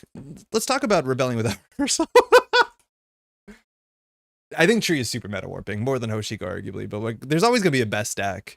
The problem is like, I think Tree is fun for one player. Okay, you want Doomer takes? Let's do Doomer takes. Let's talk about Rebelling Without Rehearsal. Not my favorite set. It hasn't been my favorite set. And now that the meta is settling, we can tell which part of this worked in terms of competitive play. Jaded F had hours, here we go. So we can tell which parts of these cards landed and which didn't. And I think this set is just a really strange set. I've said this before because it's just a bunch of like sharp corner case cards. And there's not a lot here that supports archetypes that I think are the archetypes that like kind of see play. That's in some ways not great, but in some ways that's how you make new archetypes. Like I think Sebastio is like 2 or 3 cards and 1 rotation away from being really cool. And I really like Seb. It's just unfortunately Seb isn't working right now. But like let's stop when we see a card that is like worth talking about when it comes to the competitive meta. And you tell me when. Aquaceres Crew eventually. You tell me when to stop. Cupulation is a shaper card. That's fine. Viserum is one of the best cards in the set. It's a shaper card. There's a lot of cards in the set that are just better out of faction. Maybe I'm mostly looking at the criminal cards because the criminal cards are very, very not great. And criminal definitely needs something. It's been such a long time since criminal has got a fundamental card that's been a 3 of in any criminal list. More than any other faction. Criminal just doesn't get a there's like no money in this set. And it's just a bunch of weird tricks. Obviously that's going to be, you know, predicated on the fact that it's Mercury support, and like obviously I don't like Mercury, but Shaper got the good cards in the set. Burner is seeing play. Burner is really quite good. It's not as consistent as we wanted to. Trickshot is just one of the most messed up cards in the set. Cataloger doesn't see as much play as we thought. Coalescence is obviously buck wild. Lobosoma was buck wild. Muse is cooling down a bit. Pressure Spike is playable. Pretty is okay. Ashen is messed up. I don't think this card should exist, but that is it. It's like only Shaper cards. This whole set was entirely Shaper cards, which is good because Shaper needed support, but none of these cards see play outside of Shaper decks. Okay, Corp side. The only HB cards that see play are Recursion and like Prison Acid cards. Warm Reception Prototype together, very disgusting. I think unfun, but they only work in decks that are running like 25 assets. I think Prototype shows up in some of the Acer Group decks. Like I'm pretty sure Jai's deck has a working Prototype combo and it's not probably playing Warm Reception, but the only cards that see any mana play, and this is honestly a problem with the faction. Right now, if we look at this HB deck, the HB deck, the like PD deck, is nearly unassailable. It's nearly unassailable. It's a weird thing with Netrunner. It's like, look at this ice suite and you tell me what the worst ice in this deck is. What is the worst ice in this deck? I think this is not the ice suite I expect. But it's just really hard to print any other ice when this ice is so good. It is so good. Maybe that means you need a ban Drafter. Drafter is a messed up card. A 3rd Brawn? Yeah, maybe 3rd Brawn. I don't actually like 3 Brawn. I'd actually play a 2nd MIC before a Brawn. But yeah, this is close enough to what we'd expect. A Bladed Barrier? Yeah, maybe. But all of the ice in this deck is so good. And it's a weird thing you see in other card games. Like other card games, you can go to the meta and be like, oh, I don't want to play Gatekeeper. I think I should actually play this other code gate that maybe is better against this matchup, but not good against this matchup. You don't make those decisions very often when you're putting together your HBI suite, I don't think. The one decision I think maybe comes up is like, should you play Hagen? And there's some metas where you should play Hagen because Hagen is really good against criminals and virus decks and stuff like that. Like that's a good supper team. But otherwise, it's hard to touch this list because this ice is just so good against so many, like it's just good. And there's a lot of other games where you can have like 2 comparable sentries and then your choice of what you play drafter or pseudo new drafter is dependent on what you expect the meta to be. But there's just nothing that touches drafter. Which is strange. And I'm not saying that we shouldn't have drafters. It's just like, it's a weird problem to run into. And so of course, when we print things like Sirocco Blade and Lycian Multi-Munition, they're not seeing any play. The Lycian is a bit of a build around. Sirocco Blade like could be a good enough play, but it obviously it doesn't. One decision I always make is should I play Sai sometime? I built a deck to beat Sports Metal and Assets. It had an 80% win rate against not PD. It has a 0% win rate against PD. I'm hoping PD stops being everywhere. It won't, Lucille. I don't think it will. The Magnet Gatekeeper discussion was very relevant last meta. Yeah, and that's what we need more of. Magnet was a cool card for a while because it deals with the thing it deals with. On its own, it's not bad. It is a bit undercosted technically for the fact that it is a fine cost end the run code gate. The fact that it's 3 strength is not great into the buzzsaws you're expecting. But yeah, that was like one of the few decisions you made. And it's strange. Anyways, HB, obviously none of this is getting a lot of play. Active Policing has a chance of eventually being playable one day. It's a very good card. And Corporate Hospitality is a busted card that's seeing no play because nobody needs it. That's totally fine. See how they run some play on the weekend, but obviously it works in only one deck, it seems currently so far. Charlotte is a great card. Cohort is a great card. Both two is a great card. Tributary got banned. Bring Them Home doesn't really see play. Jinteki got good enough stuff. Obviously lost his best stuff. And Jinteki is like becoming more relevant than it ever was. I think Boto is actually a bigger part of that. Charlotte's probably the biggest part of that. But like Jinteki did okay. The problem is like Jinteki still doesn't have any agendas they want to score out that makes sense in a more like non-5-3 way, but it is what it is. NBN got hit really hard. Kingmaking and Stoke the Embers are not doing that much. Janina doesn't have numbers. Capacitor doesn't work. Piranhas is fine. Seraph is unplayable. Commandment. Holloman's the good card.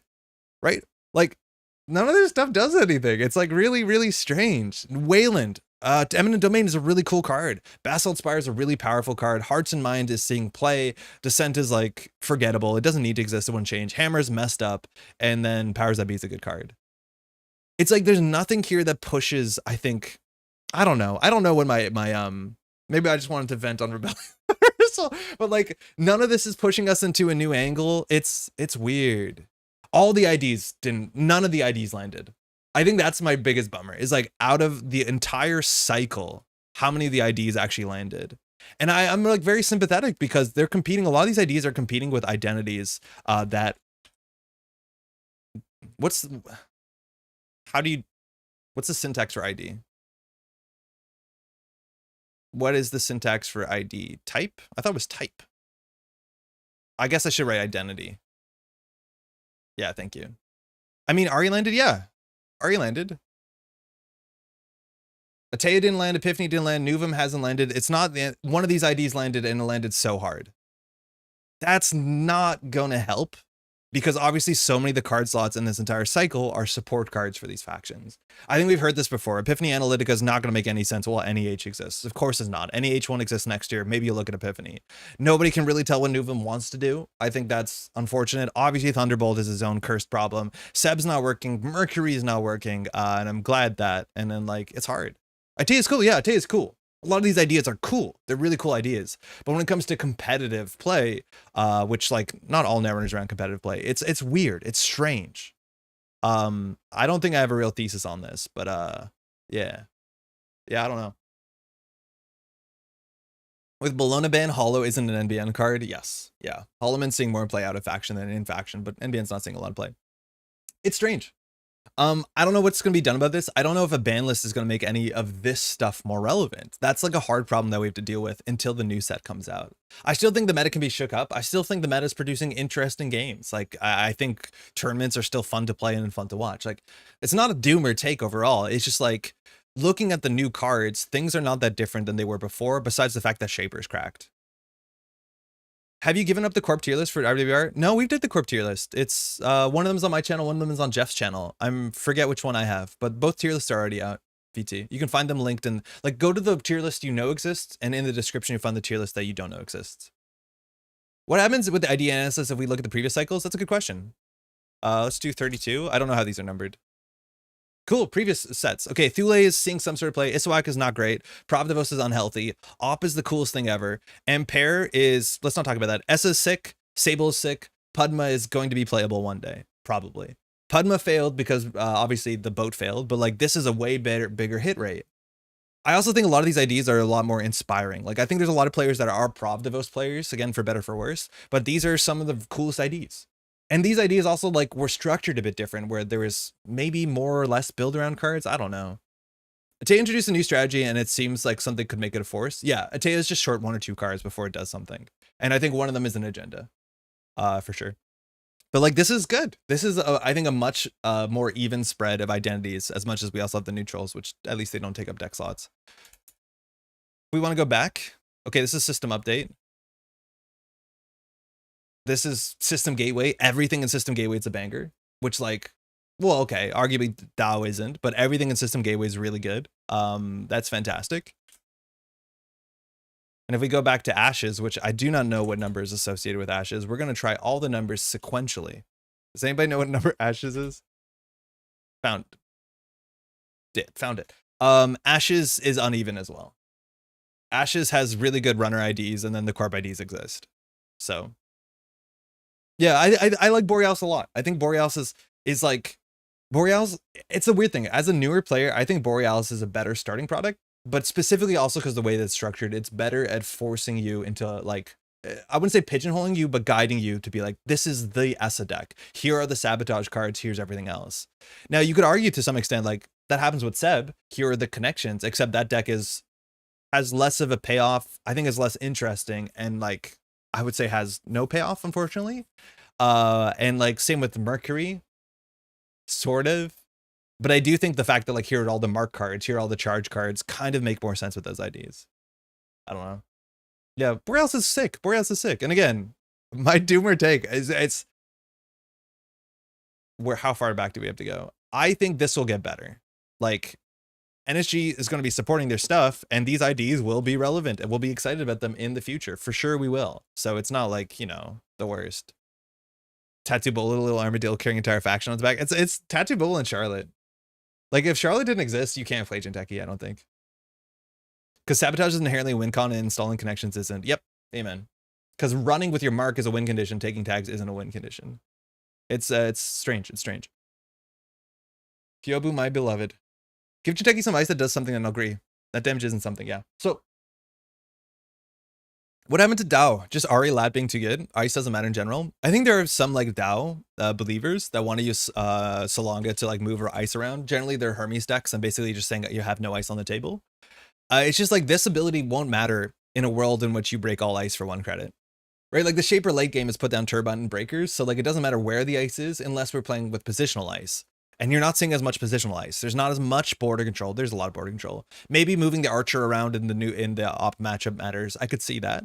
But at the end of the day, if your Shaper like build plan is just get to a point where you trivialize all ice, you don't care about ice placement. That's mostly it. I think the best combo decks, DAO decks, are Deep Dive and the Spiky Matchup Spread. Yeah, the thing is also, if you want to like just pressure R&D and go in and like have that kill turn, I think Arasana does it a bit better with like Conduit and Peach Shaw and all that sort of nonsense. DAO believers, hams intensifies, yeah. Yeah, no, some people can play Hermes DAO and it does do well. I think it's a bit of a cheesy deck, and if your opponent misplays into it, it's very, very powerful. And I think a lot of the World Tree Arasana decks are not relying on that. I think people who play DAO are gonna be upset with that comment, and yeah, that's fine. I get it. But I do think the DAO deck has like high highs against players who disrespect DAO and like score out into Hermes in really bad ways. I don't really piece together why Hermes DAO went away, but Turbine forcing it out makes a lot of sense. Yeah, it's just like the ability doesn't matter. Mind you, at some point when DAO was around, like people were playing a lot of positional ice. Like border control was super common across everything. Surveyor is really good. Afshar to like Black Orchestra Afshar on HQ. That doesn't really make sense in Shaper context. But there was a lot more positional ice at one point in the game. And right now it just doesn't matter. I don't know. Hermes DAO's a blowout deck, plain and simple. Yes, yeah, it can blow people out. If you draw bad, also blows you out. Okay, so this is my idea. let's look at, I want to see Spear Crusher. Oh man. So like obviously shout out to like, we've already shouted D and Jai for doing fantastic at the event. Everyone at the Top Cut did, everyone who came out and played. I think Jot was like the player to watch. Jot's games, and we didn't see that much of Jot on stream, but Jot's games were the coolest games to watch. Holy shit. They were just so fun to watch. We saw like he was playing Light the Fire in his Arasana deck and just playing perfectly, credit perfectly on like wild turns. It was really, really, really fun to see that happen. So my question, this is something I think we do every year before we forget it's a terrible idea and we go back to it, is trying to answer why is this deck so good and why can we not replicate it somewhere else?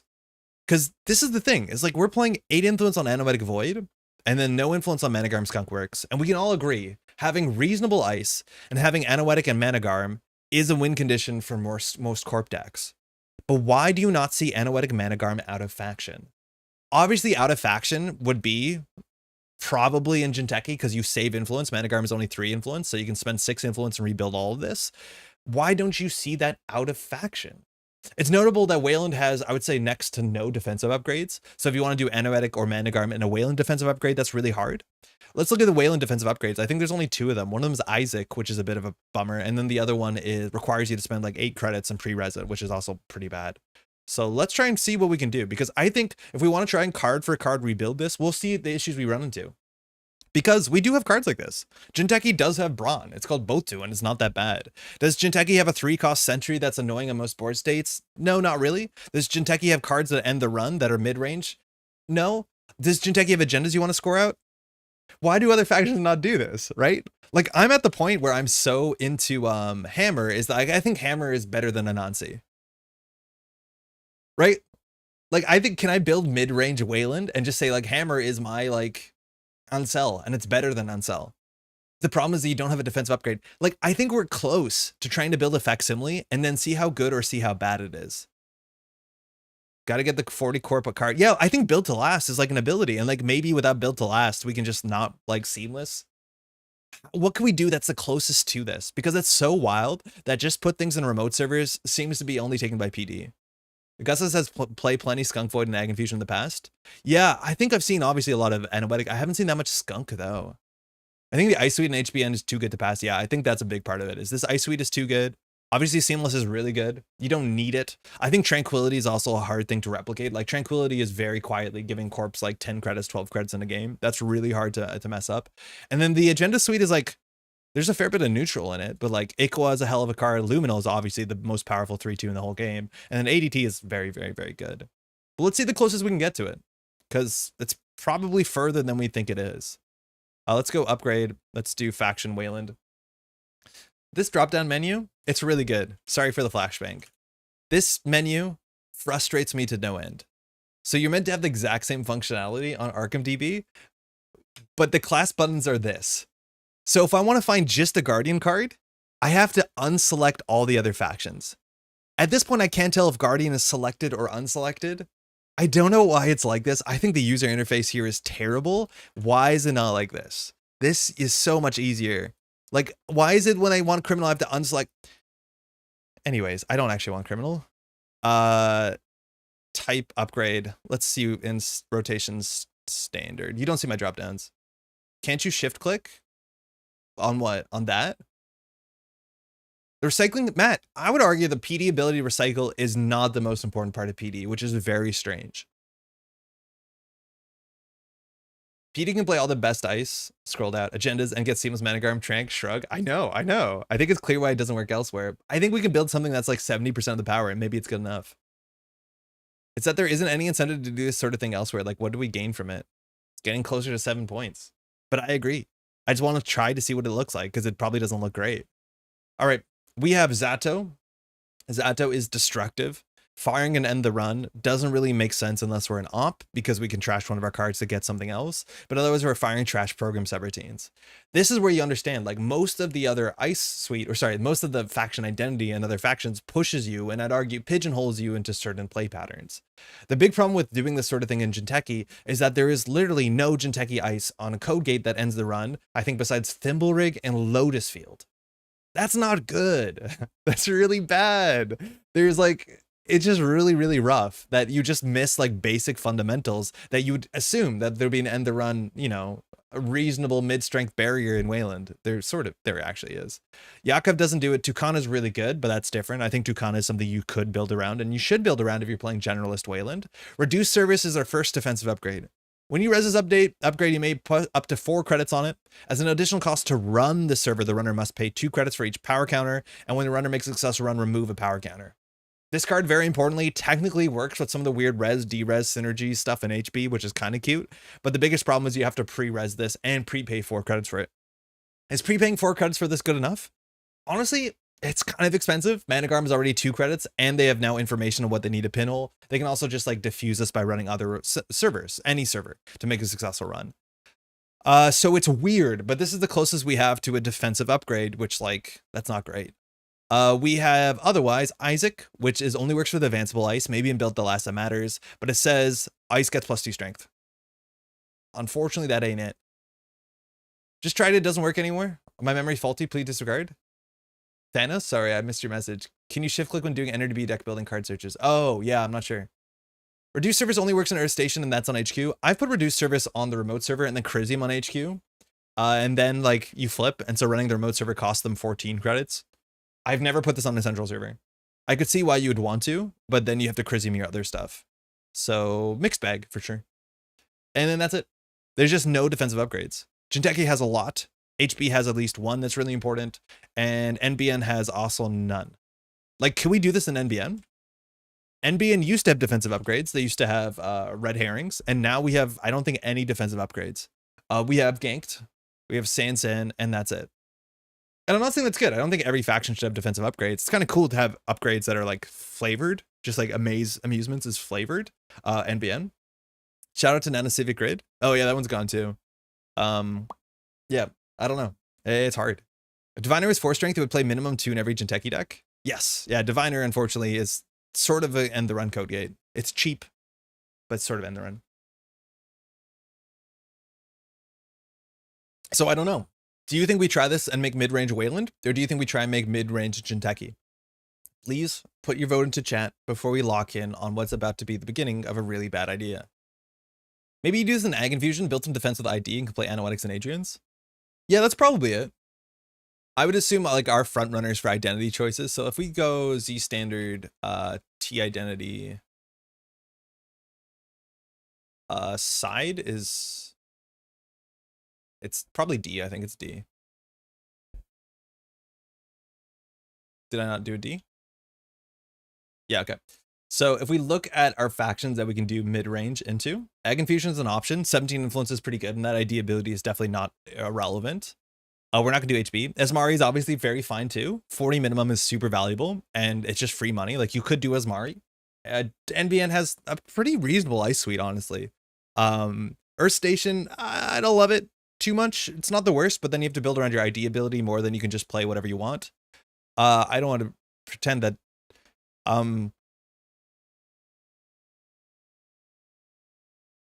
For what it's worth, building like mid-range NEH and not asset spamming is fine. I think getting just like 5 or 6 card draw from NEH and 17 influence, it's not the worst idea.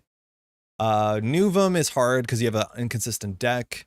Prov you can build around. I think you'd probably end up with something strange with NBD Cordons, which might be fine. Op you can build around, and you'd have to build around.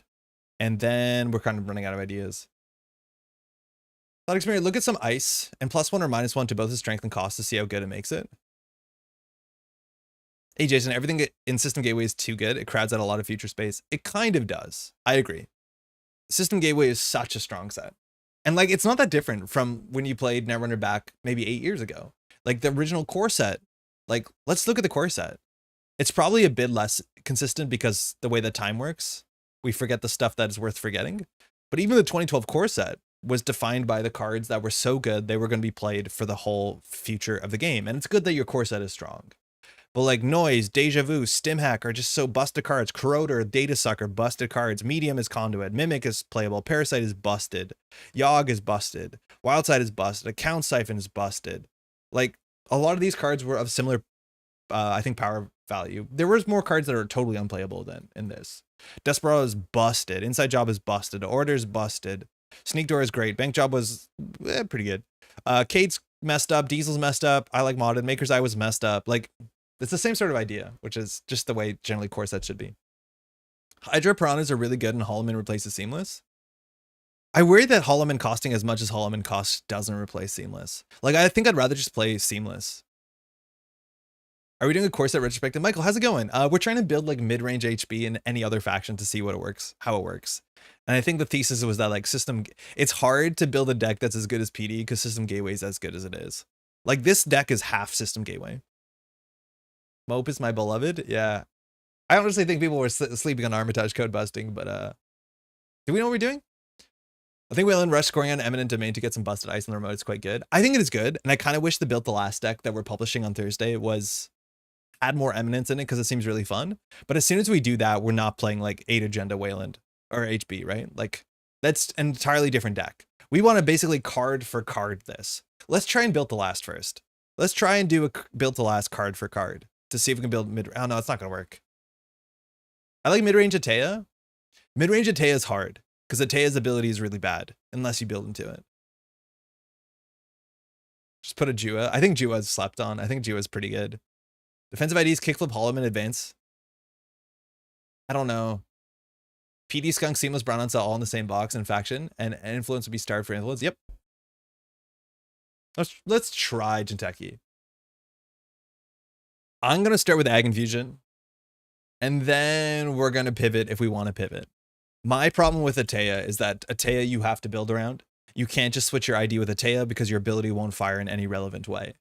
Now, Atea inherently will fire if you're running, you know, Adrians and stuff like that, which we might not have to run Adrians. Maybe we would if we played Atea. But we just have a couple questions that we have to answer, and this might stop this quickly. Like, this might not go on that long once we realize we don't have an agenda suite that makes sense. So we want to play 20 agenda points, mind you. There's an upside to playing smaller agendas. Yeah, we have Boto. That's good. Like, Boto is going to be our brand replacement. So we need to build an agenda suite. This is the big problem where you start to realize that the Jinteki agenda suite is unfortunately way too net damage pilled. There is almost no agenda that you want to score out in the Jinteki suite. I'd argue that there's no agenda in the Jinteki agenda suite that is tempo positive. The closest you have is Flower Sermon, which it's Flower Sermon. So the only options we have, which is kind of different, maybe you could argue that in the way that Architect deployment test is good for you, is that we have Nisei Mark II. Nisei Mark II is still good. 100% Nisei Mark II is good, but this is not a tempo positive agenda. It's a defensive agenda. It's still very, very good, but we play that. We play Off-World Office, and now we have a problem. Hey, Changeling. I think Brown over Boto and Ag Infusion specifically because it's the first sub fires that turns your ID on. I don't know. Maybe. I think Braun's really good in Ag Infusion, that's for sure. Braun's also really good for what it's worth in Atea, because if it fires, you can Atea. But I think if we want to save influence, we might not to. And here, we realize we have an issue. Longevity Serum, I don't know why it is the way it is. It doesn't have to be this way, but it is this way. So then we have to figure out what else we want to put it. We want to only play 9 agendas. So if we're going to play 5 3s, we probably don't want to play Send a Message. I'm assuming we played Bacterial and just use it as a tempo agenda. Otherwise, we don't have a defensive agenda. There's no defensive Jinteki agendas, I don't think. They're only offensive, kind of. TPR in Ag Infusion might be like a Nisei Light. How? I think I'm missing something. I've played Power Sermon but changed the idea. Hey, Kevin, by the way. Vulnerability Audit, I'd rather not. Fuji's defensive, not really. Like, we're going to try and not build into net damage, so we don't actually care about the text on Fuji. Like, I don't think we can argue for another 2-pointer that we're going to feel happy about. TBR Ice from Archives and the Ag Infusion Boop. Oh, yeah, that's true. That's true. Yeah, right, because any face down ice. The problem is you can't put it in front of the runner. So you have to, like, premeditate it, which is, like, really, really cursed. Hyobu, Flower Sermon, and Anoetic Void can actually be pretty hard to get through. Yeah, but I don't think you need to support Anoetic Void. Sisyphus, you got to build your whole deck around Sisyphus, unfortunately. Like, we could do this. Why don't we like Longevity? Because it's not luminal. It's like such an... I don't know. Cards that say take cards from your deck and shuffle them into your deck, like, have a chance of not impacting the game at all. It's not bad. It's just like, it could be luminal. It could be above the law. What's your favorite card? I don't know. I don't know. You can put in front of them? You put it deeper in the server? Wait, actually? Public timely release. I think this is a card that sees less play because I don't think the art is inspiring, unfortunately. I like the original art a lot better, and even that's just a recycled at NSG head or FFG head on hand. But the car art, this is like early NSG art. Yeah, I guess you could. Third Bacterial is really rough because then you're playing 9 points of 3-pointers, and then you would generally hit, unless you're playing a 1-pointer, you hit an odd number, and then an odd number means you're playing 21 agenda points, and that actually has a huge impact on how many accesses the runner needs. The art was on the boat. Does say in any position. Yeah, no, you can put that in front.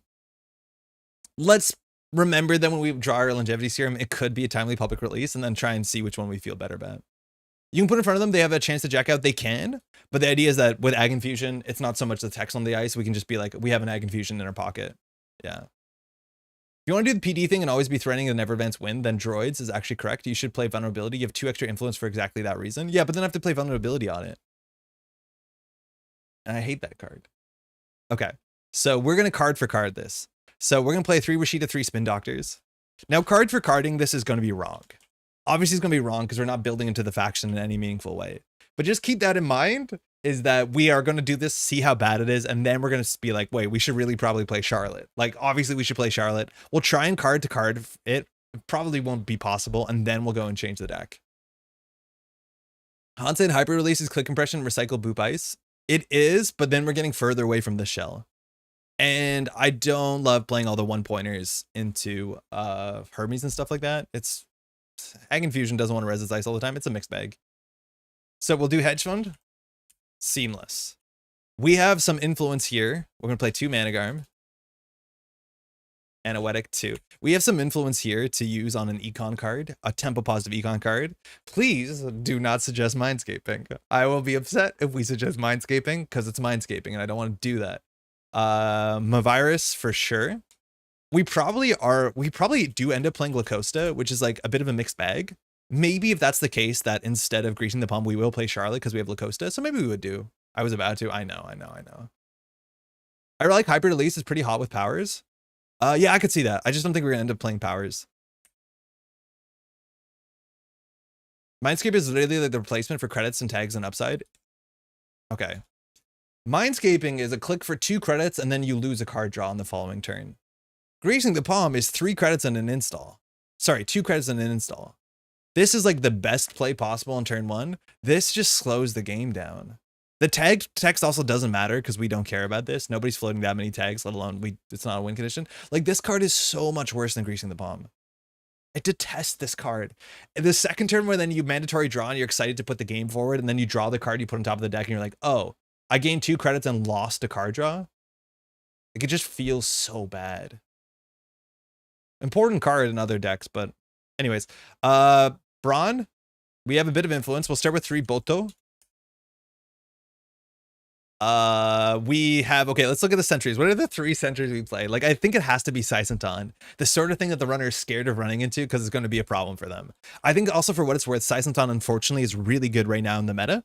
It's not great into Carbon as much as there's not that much Carbon, but it's really good into early echelon. And it's just like once the turbine comes down, they break this for 3 credits or bypass it for 3 credits. So at the end of the day, your sentries are generally, you want more subroutines because there's not a lot of sentry breakers that like work with subroutines. Mindscaping is kind of defensive if you play Snare. Yeah, I guess. But then we're just like holding on, hoping the runner loses. Anonymous user, I miss the game so much. Oh, come play the game. It's really good right now. Sayus is bad into Orca too. Yeah, it is bad into Orca. But like the difference between, like, aren't all sentries? Like, in theory, the only sentry that's good into Orca is like 4 strength, 5 strength, tithe. It's Orca. It's meant to be good into all the sentries. Drafter is almost as game-ending a Fire Saisentan, and it doesn't even do any damage. I know, yeah, it's absurd. It's really, really wild. Okay, this is where things are going to go really, really sour. Let's search for barriers. Sorry, let's search. We have to do them code gate in quotes, unfortunately. The code gates are bad because a lot of them do net damage. A teeny doesn't make sense in our tempo pill deck because all it does is net damage. We don't care about net damage. We want MIC. Bloom is a card you can play. Oh, the numbers on this are bad. Like, this should have been 4 strength at the minimum. Maybe Natea, but probably not. Tributary was probably what Bloom wanted to be. Diviner is the closest to it. The issue with Diviner is that it's obviously inconsistent. It's not bad. This is another card that probably could have dealt with 1 more strength, even in the context of System Gateway, in which there's no code gate that's above 3 strength. There's no reason not to play Buzzsaw on System Gateway, if I'm not mistaken. The only code gate that's above 3 strength in System Gateway is Funhouse, and at that point, you don't need a breaker. It's the same cost. So I wish this was a slightly more expensive to make it more interesting, but everyone's going to break this for 1 credit unless they're a criminal. So if that's the case, we have to play 5 code gates here. This is probably like our magnet. 3 credit, 4 strength, Diviner, be Giga Hype. Yeah, both of the numbers should go up. I think you're right. Diviner's fun to Thunderbolt. For 2 influence, I don't know. Lotus Field. There are metas where you could consider Lotus Field. There were metas where Lotus Field was the most important card. This is definitely neither of those. Paying 5 credits for an end the run code gate is pretty sleepy. And no faction does that right now for obvious reasons. Like, compare Lotus Field to Mess and Chessfoe, and you'll obviously understand why we don't like Lotus Field that much. Metamorph is a card you can play. Miraju is not a bad tech card. There are some points where Miraju is really important. It's the sort of thing you want on R&D, but unfortunately Cataloger modernly does just beat it. And then we have Thimble Rig, which is our best code gate, I think. It feels like an Enigma angle. It does. It does feel like an Enigma angle. And this is the issue, is where like the Jinteki card pool just has holes in it. Conundrum. This is the closest we have to MIC, so we're going to play it. This is MIC at home. Pretty bad. It's pretty bad, but this is what MIC at home looks like. I don't want to talk about it. Enigma is the best we have. Unfortunately, Enigma is exactly the same case Diviner's in. It gets broken for 1 credit very quickly on. Honestly, white space is not that bad. Is it too early to suggest Lethea and Nisei over Skunk and spend some influence on ice? I think we would sooner do Adrian than Lethea. We're trying to card for card this, and I think the big thing that, like, the most important thing I want to test is how good is Anoetic Managarm out of faction, because you almost don't see it.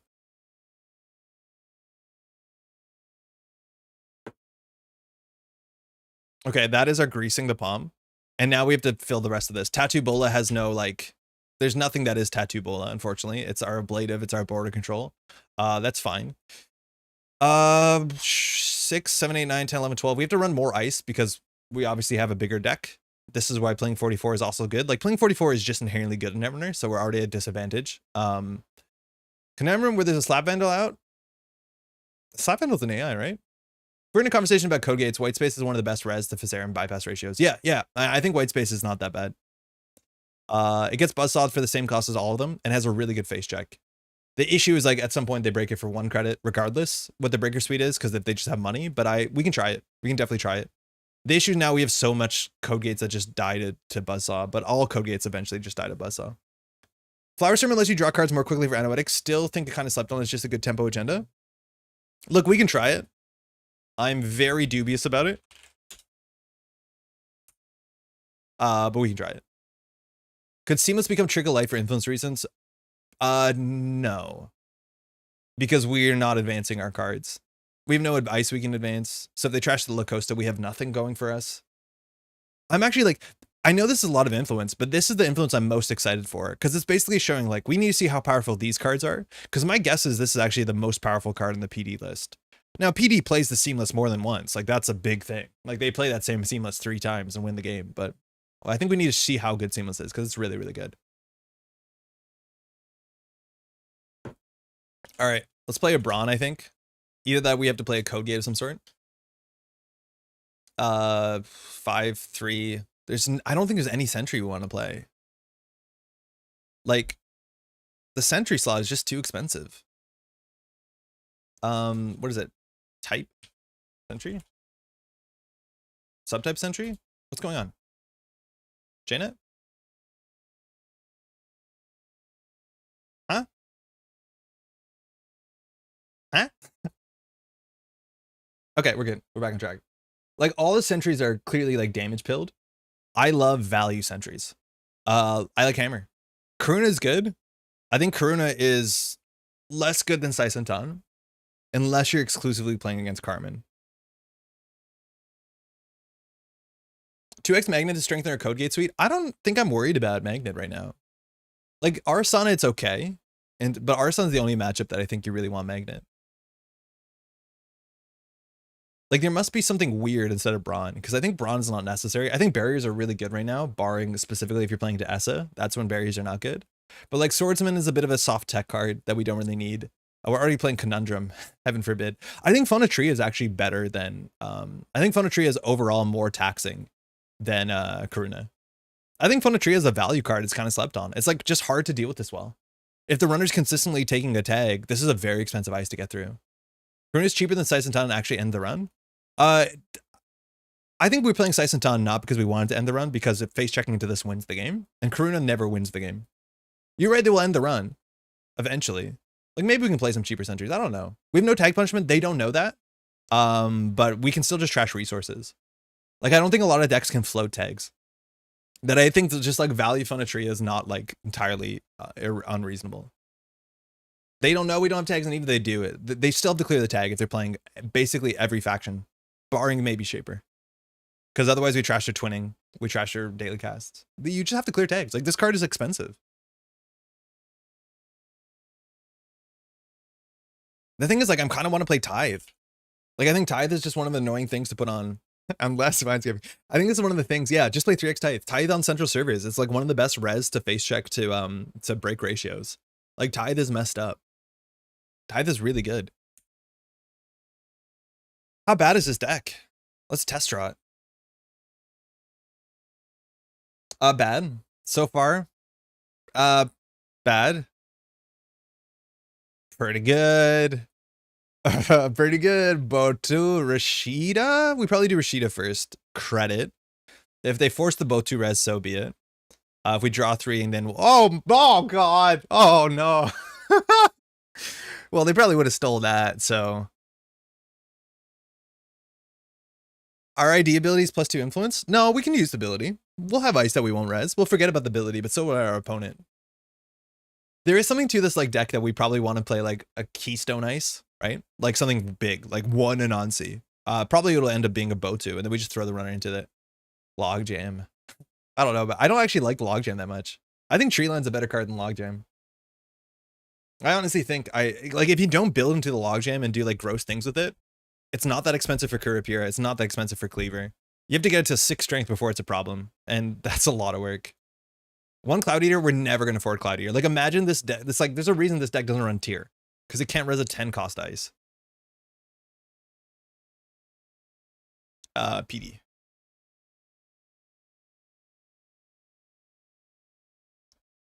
They'll never know.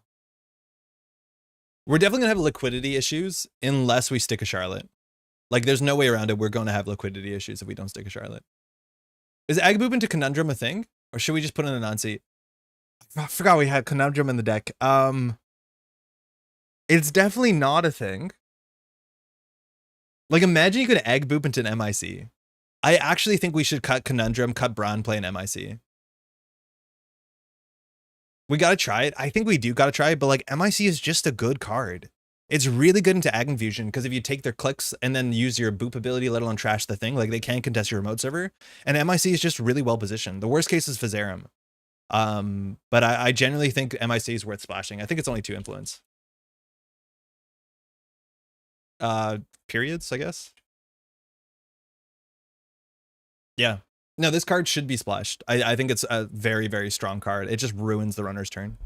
That is more likely that Braun is not necessary, that we should play MIC, but we'll try Conundrum. I can't believe our Codegate suite looks so bad. Let's give it a shot.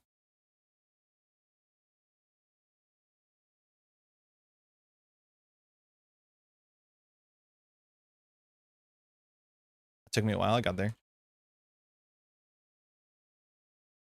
I wish Titanium was legal. I definitely do not. That would just produce so many non-games. You play Criminal, you face check, the Corp is on 0 credits, you reach your entire breaker suite, the game's over.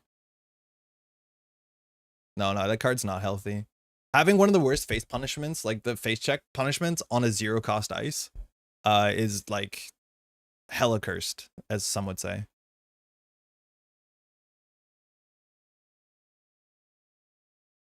Janet's laggy? It was pretty good on the weekend. Yeah, it doesn't look like it's running that smoothly. We'll see how it goes. I don't think his deck has enough money to support itself, and I think you need enough money that you draw a boop target quickly. Yeah, it's like a mixed bag. Because maybe I'm not. Let's try S tier. Because maybe we can afford one big ice. Okay, 47 card, good stuff, Hoshiko. So this is going to be the real test.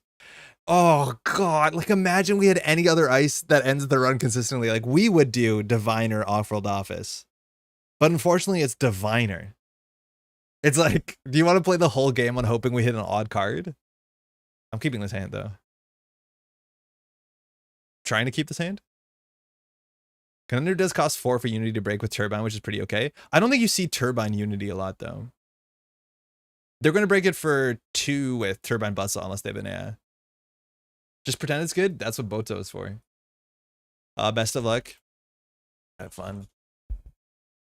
He doesn't know it's a Diviner? Yeah, but if we're on, like, the worst case scenario is a Sicenton, which bankrupts us, there's just, like, no face check on turn 1 you shouldn't make into the remote server. This is where, like, white space is kind of good, but unless Tron plays the Econ card, run the remote server. So I have to figure this one out. You definitely want to touch a card with Hoshiko. If we do Boto and then get the Rashida pinhold, we lose the game. We could actually do Lacosta off-rolled just to make it look like a defensive upgrade. And then Diviner. I'm making the play. I am making a play. It is not the good play. It is very laggy. Yeah, it's not running smoothly. So we'll see how this goes. We're just trying to see what sticks. Did Tron keep? That's probably not good. But Tron did keep.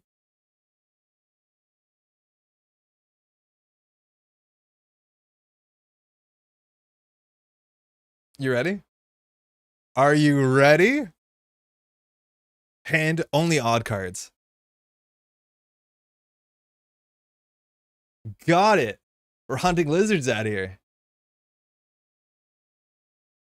Another odd card. Tron does love 0. Lost and missed bones. Diviner's OP. Imagine ending the run and trashing a Mystic on turn 1. It's unbelievable. Okay, so if we res the Lacosta, I think we just seamless advance, and then we add the seamless back to our hand because we're playing PD or something. It is not running well. That's probably very clear to y'all, but I clicked on this button, I'm pretty sure. Oh.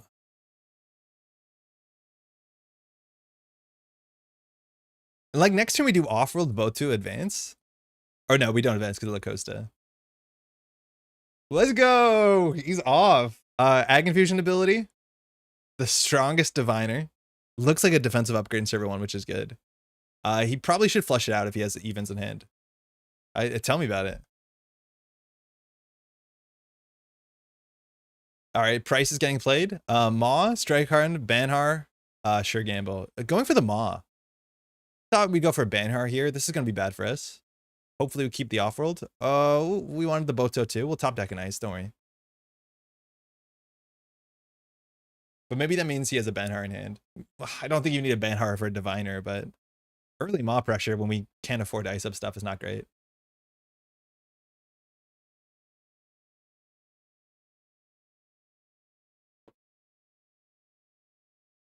$50-50. Rashida. All right, he's going to start his next turn on 3 credits. It'll be a bit more with 0. Please get an ice. Actually, we don't need ice. This looks like a defensive upgrade. But if you think it's an Anoetic, you can't fire it. So I wonder if the Diviner's going to hold. That's really funny. I hate matching this button when you think you clicked it because it immediately transitions into, I think, draw a card, which is the hardest one to undo. Oh, no. It turns into... We're going to lose the seamless. There's no way around that. So let's draw once. Well, we had a good run. How do we only draw one? Wait, how much ice is in the deck? We have 17 ice. We've drawn 1 so far. That seems unlikely. So we don't need to keep the seamless. We'd love to. Pinhole Threading got trashed, so it looks like a daily cast is coming down for free. Price is just messed up. We're halfway through the deck. It's turn 3.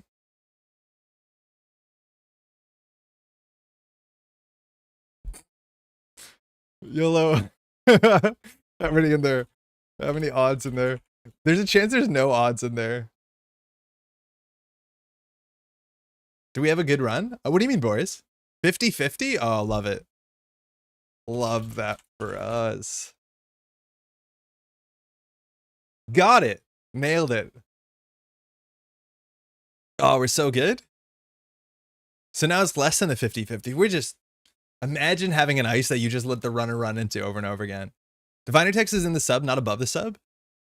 Yeah, it's weird. It's in the sub. That's good, obviously, so it's not weak to Hush. So now it seems like it's 2 and 5. We feeling lucky? We don't have Egg Infusion ability. Not even installing the Buzzsaw. It's cheaper to break. Okay, we lose the Nisei. That's not good. Oh, we had a good run, yeah. Yeah. Yeah, no, it's going okay. We can just get another ice top deck. Like, if he doesn't trash the Locosta, we lose the 50-50. That's the bad 50-50. It's not good. Draw.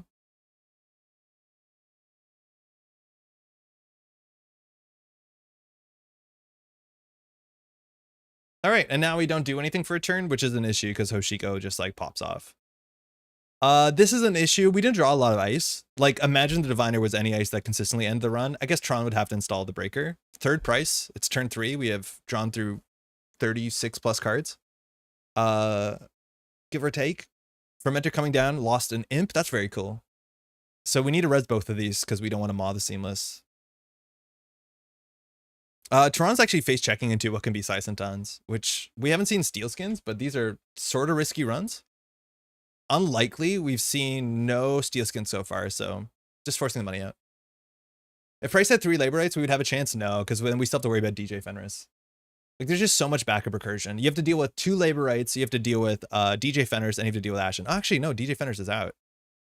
I think we're going to lose before that comes. Swap Thimble Rig. Honestly, yeah. Yeah, Fenris is dead. That's true. Get a Charlotte. Get a Charlotte.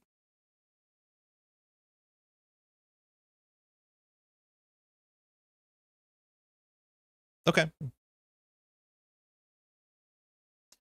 Okay, this seemed bad. I'd actually rather play this than Built to Last, I think, because we'd have a couple credits by now.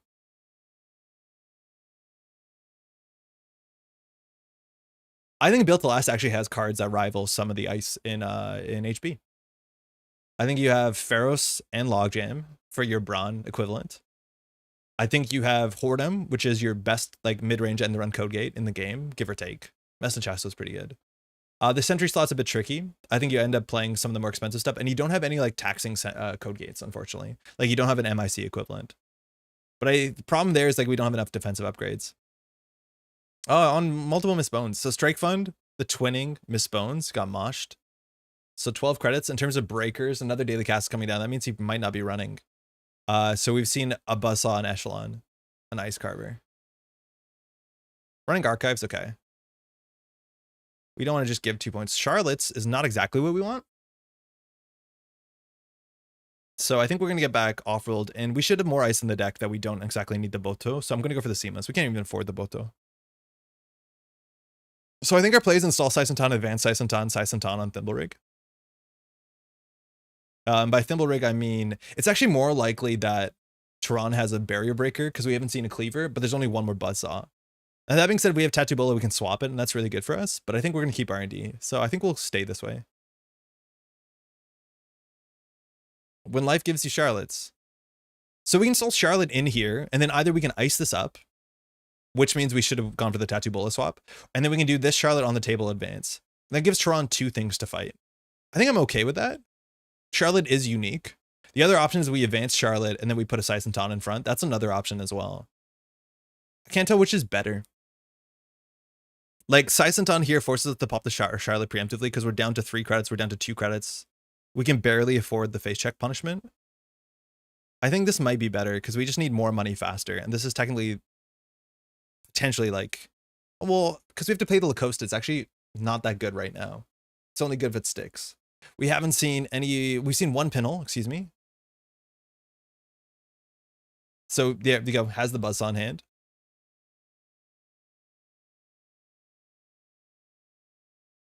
Swap Thimby. Yeah. Actually, probably not. Install Advanced Charlotte is worse than just clicking for 2 credits. No, because he has to run it.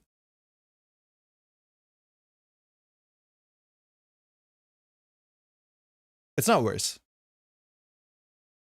Yeah. If we open up R&D, that's not great.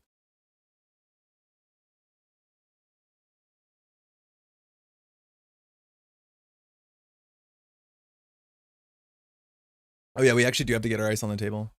Leaving the Charlotte's really funny. Turbines here, okay. See? You never expect that play. I don't know what you expect that to be an NGO front.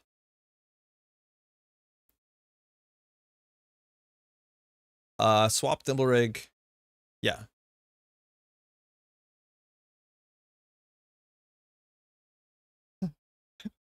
We res for 8, they break for like 1. Oh god, conundrum. For what's worth, if we drew an MIC here, it's also like pretty bad. So we want to advance Charlotte at least once, because at least it's a click for 2 credits. We probably need to get them a virus on the table and purge. That is expensive for us, but it means Toronto will be on 6 credits. Conundrum is just an ag boop. Yeah, the problem is like this ice suite's really bad into ag boop. Like Diviner for 1, Thimblerig for 1. Like what are we ag booping into? It's just obviously an end the run.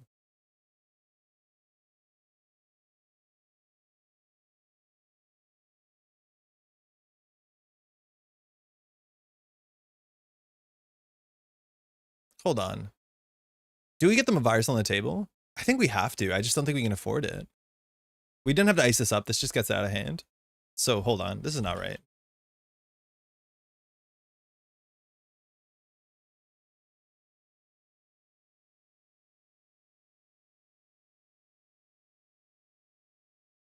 Do we want to ice this up or not?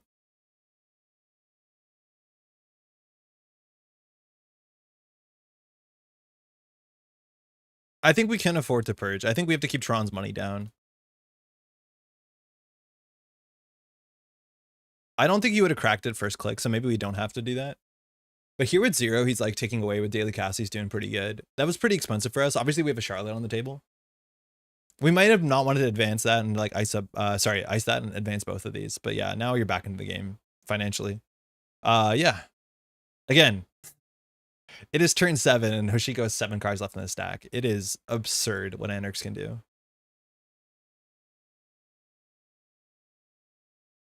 And there's just no way to punish that relatively well. There's a cleaver, there's echelon. So yeah, the math is usually by turn 5 or turn 6 that Hoshiko has all the breakers down. Technically, this is a bit slow, but I don't think it's going to matter. We can maybe have something to do with defensive upgrades here, but it's unlikely. We have no twinning so far. That's kind of cool. 2 20s in the bin. So we probably want to do hedge fund, install Charlotte, advance Charlotte. We have a 50-50 on losing seamless, which like whatever. But that was an expensive turn. So here actually we have an agenda we might want to push in. Cheap viewers? No. I don't think so. Get banned. Nice try, robot.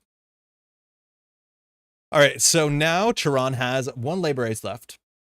So the skill testing thing is how you use the labor rights. Like generally the first labor rights is for the second labor rights and some economy. And then the second labor rights brings back either Fenris if you're feeling frisky, but you need to bring the Ashen back because there's no way we'll let you have that back.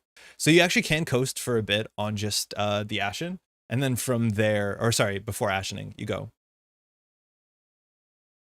50-50 here.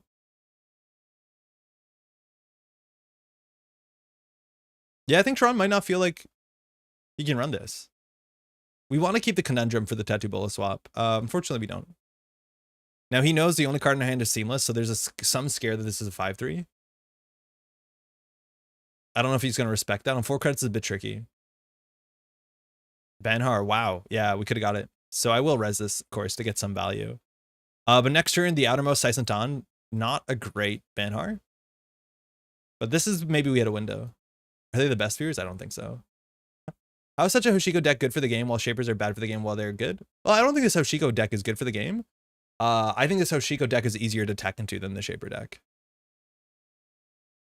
But I don't think Hoshiko's ability to get through the stack that fast is fun.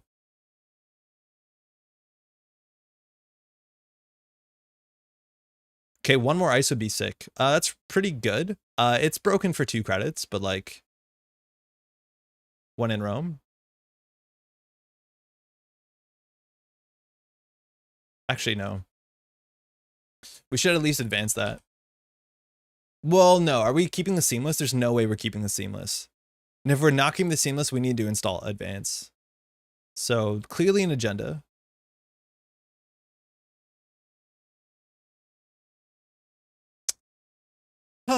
Okay, wait, that didn't register, which is fine. So if they run this, we can Saisentan them into archives. That purges technically. We're just weaker egg. Yeah, we're way weaker egg, but like that shouldn't be a surprise. Like we're not building a Dag Infusion. Look at our ice. Like look at our ice. It's the worst ice possible. Having good decks is bad for the game. Sort of. You just want to play limited. Everyone's scraping for value, clicking for credits, having a good time. So if we do install advance, then we put the ice up here, we're down to 9 credits. We can res the Boto. We can Saisentan over. This Tattoo Bullet doesn't do anything. They don't have to access archives, no. They can jack out. There's just no way we can keep the seamless, so we have to make this play.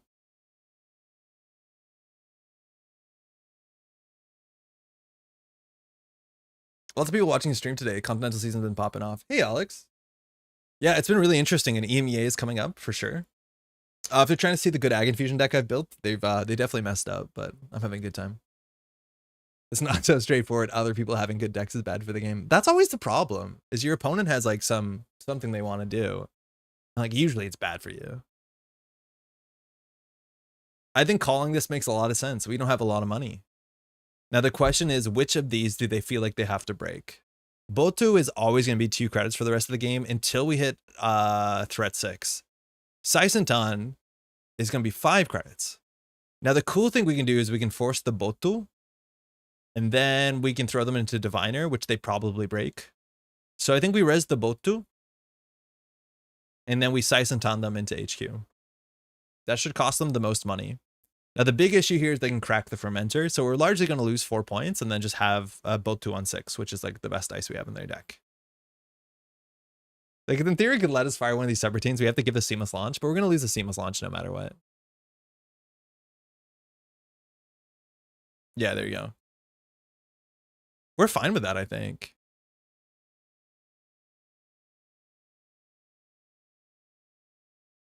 Wait, what? It didn't offer me the opportunity to trash a card. Trash my card from HQ at the end of the run, but it's not.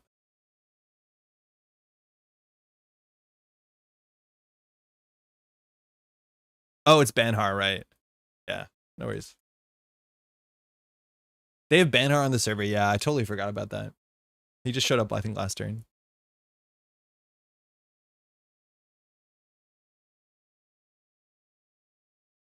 Yeah, Steelskin in there is not a surprise.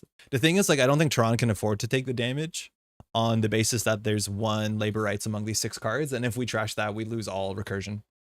You fired the sub twice? There's a chance I did that, yeah.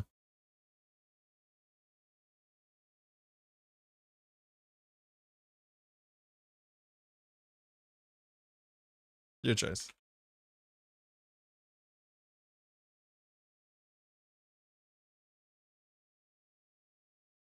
All right, there you go.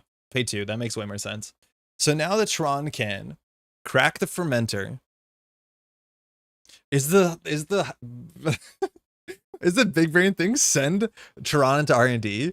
He pays a credit with Buzzsaw to break Thimblerig, and then he steals a 2-pointer, and then we have a good Boto.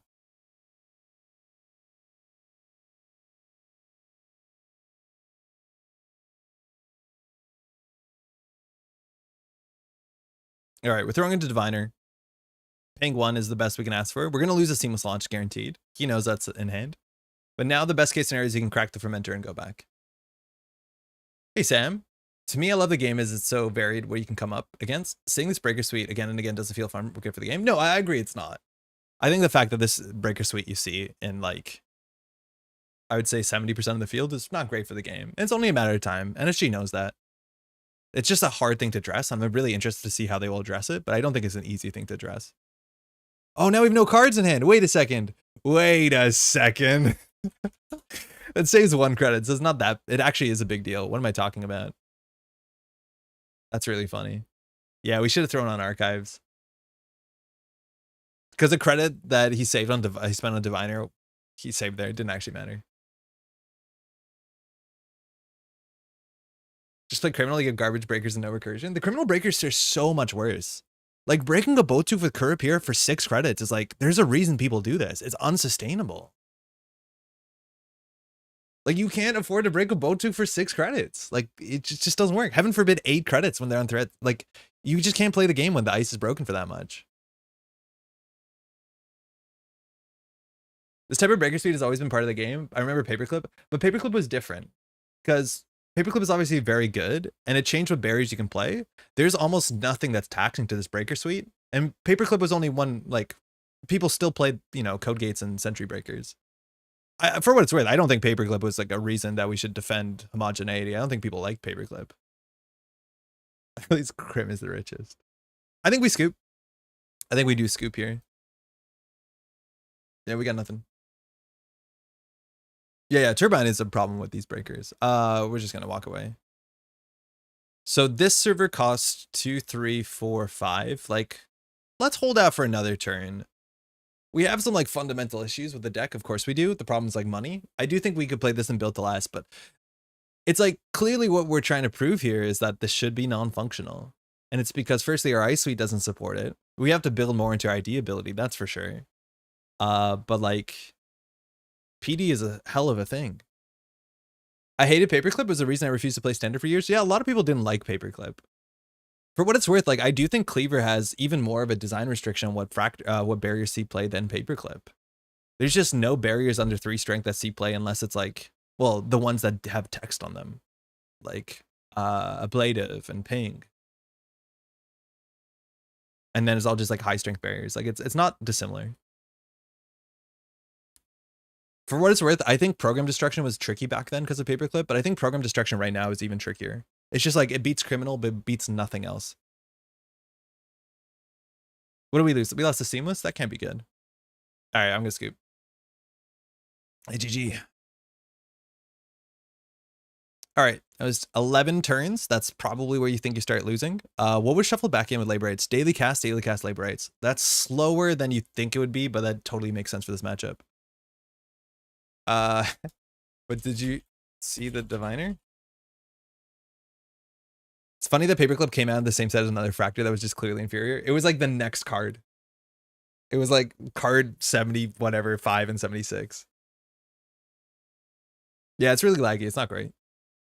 We'll persevere, but it's definitely not great. Yeah, it's not that bad. Yeah. Eats a lizard. Scores an agenda. All the value. Rip Berserker. There was a moment where Berserker came out and like the discussion was like, wait, actually this breaks Eli. That's pretty good. And then Paperclip came out. Nefer was such a cool idea. Too bad it never left the binder. Yeah, well, like that's it. Since then, like it's the study guide type idea and like modern charge. Thanks to the game. But yeah, it just doesn't see playing. Cards like Turbine Tree Banhar maybe shouldn't be able to go in the same lists. The restricted list. It's what it's like. I like Banhar. And I think this is the sort of thing that I'm more and more focused like when it comes to Netrunner. Is I like cards that have upsides, but they have clear downsides. And your opponent can try and play around them. Right? Like try as we might, the way that you play around Turbine is in the deck building phase. And there should be some amount of that in the card game. Of course, there should be some of that in the card game. Maw is obviously very powerful and it gets installed relatively cheaply because some of the other cards in the deck it came down for 3 credits on turn 2. Like, yeah, it's a problem maybe, but like you can play around it. It creates interesting and exciting games. I like those sort of abilities that have built-in counterplay. There's clearly a downside to Banhar. People lose games to their own Banhars. And I just wish we had more of that. I'm not saying we're not getting any of that, but like, it's different than cards like Trick Shot. Like, I think there's no way to play around Trick Shot. You know what I mean? Like, how do you play around Trick Shot? You ice up R&D on turn 1, and then you just wait until the Trick Shot happens. Like, you would assume that Trickshot has some sort of counterplay, but I don't think it does. Honolulu meta update. My meta mates have reached the edge of their fun with startups, so we're adding Borealis to the mix. Yo, let's go. Borealis is like huge for startup. I think Borealis is probably one of the cooler startups. I think you have to figure out what you're going to do about Boat and Drago, but like Borealis was like very, very cool. Does restricted become feasible once we get a reduced card pool? I think restricted has nothing to do with the size of the card pool, but more so to get like to make the ban list as comprehensible and to have as little extra information if you show up to a tournament event. I think that's the argument. I'm not sure if the size of the card pool has to do anything with it. In fact, a bigger card pool probably more mandates a restricted list for, you know, stuff. Yeah. Yeah. For what it's worth, what I'm saying about Trickshot, it's like, what's the counterplay against Maker's Eye? There isn't any. But Trickshot actually feels worse. I don't know. Have you ever border controlled the Trickshot and they still run your remote server with 4 credits? It's like, what am I meant to do about that? That's so goofy. Crisium kind of fights Trickshot. It doesn't. Like, they still run the remote server with 4 credits. Like, it's hard to beat. It's funny though, the Netrunner players are expected to learn run timing, but then we're like, a restricted list is too complicated. Ooh. I hear you, but like, the game is hella hard to get into. That doesn't mean we should make it harder. That being said, I wouldn't be opposed to a restricted list. Some of the issues that we're bringing up, like, it seems like a restricted list would help, but I think getting more people comfortable with tournament play is a good thing for the game for sure. Sure, but that's just overclock. Yeah, sure, but that's not a bad card, right? Right, like when they play their economy card and you make it like easy mark, you're like, okay, I did something to you, but it's still really good. I've been building bad decks. They hold all together 3 trick shots. Yeah, trick shots are really, really good. All right, I'm gonna try a build to last version of this. This is probably like not a good use of anyone's time, but like join me on an adventure as we try and advance cards on a remote server as quickly as possible. And I think build to last is gonna do a bit better. Let's try not stick to the script as much as we did for the other lists, but we're gonna try and find a defensive agenda, and I think we're gonna try to push in a remote server. The good thing about build to last is you actually have good agendas. Like, we only can play 8 agendas, and all the agendas are very, very good that we can play. We have above the law. It's a 3-2. It's cracked. It's really, really good. I think Oaktown Renovation is very good. I don't think we have to play Off-World Office when we have Oaktown, because Oaktown gives us a lot of money. It's installed face up, which you could say that's a problem, but like, you don't expect that many advanceable cards that are not agendas in the remote server, let alone, we're probably playing Charlotte, right? The counterplay to Trick Shot is not to mull Agenda Flood. You want to mull Agenda Flood. Like, from my counterplay against Shaper, the best thing you can do until they play Burner is actually hold the agendas in hand. And then they're like trick shotting R&D and like getting frustrated. It's like, I'm holding 7 points.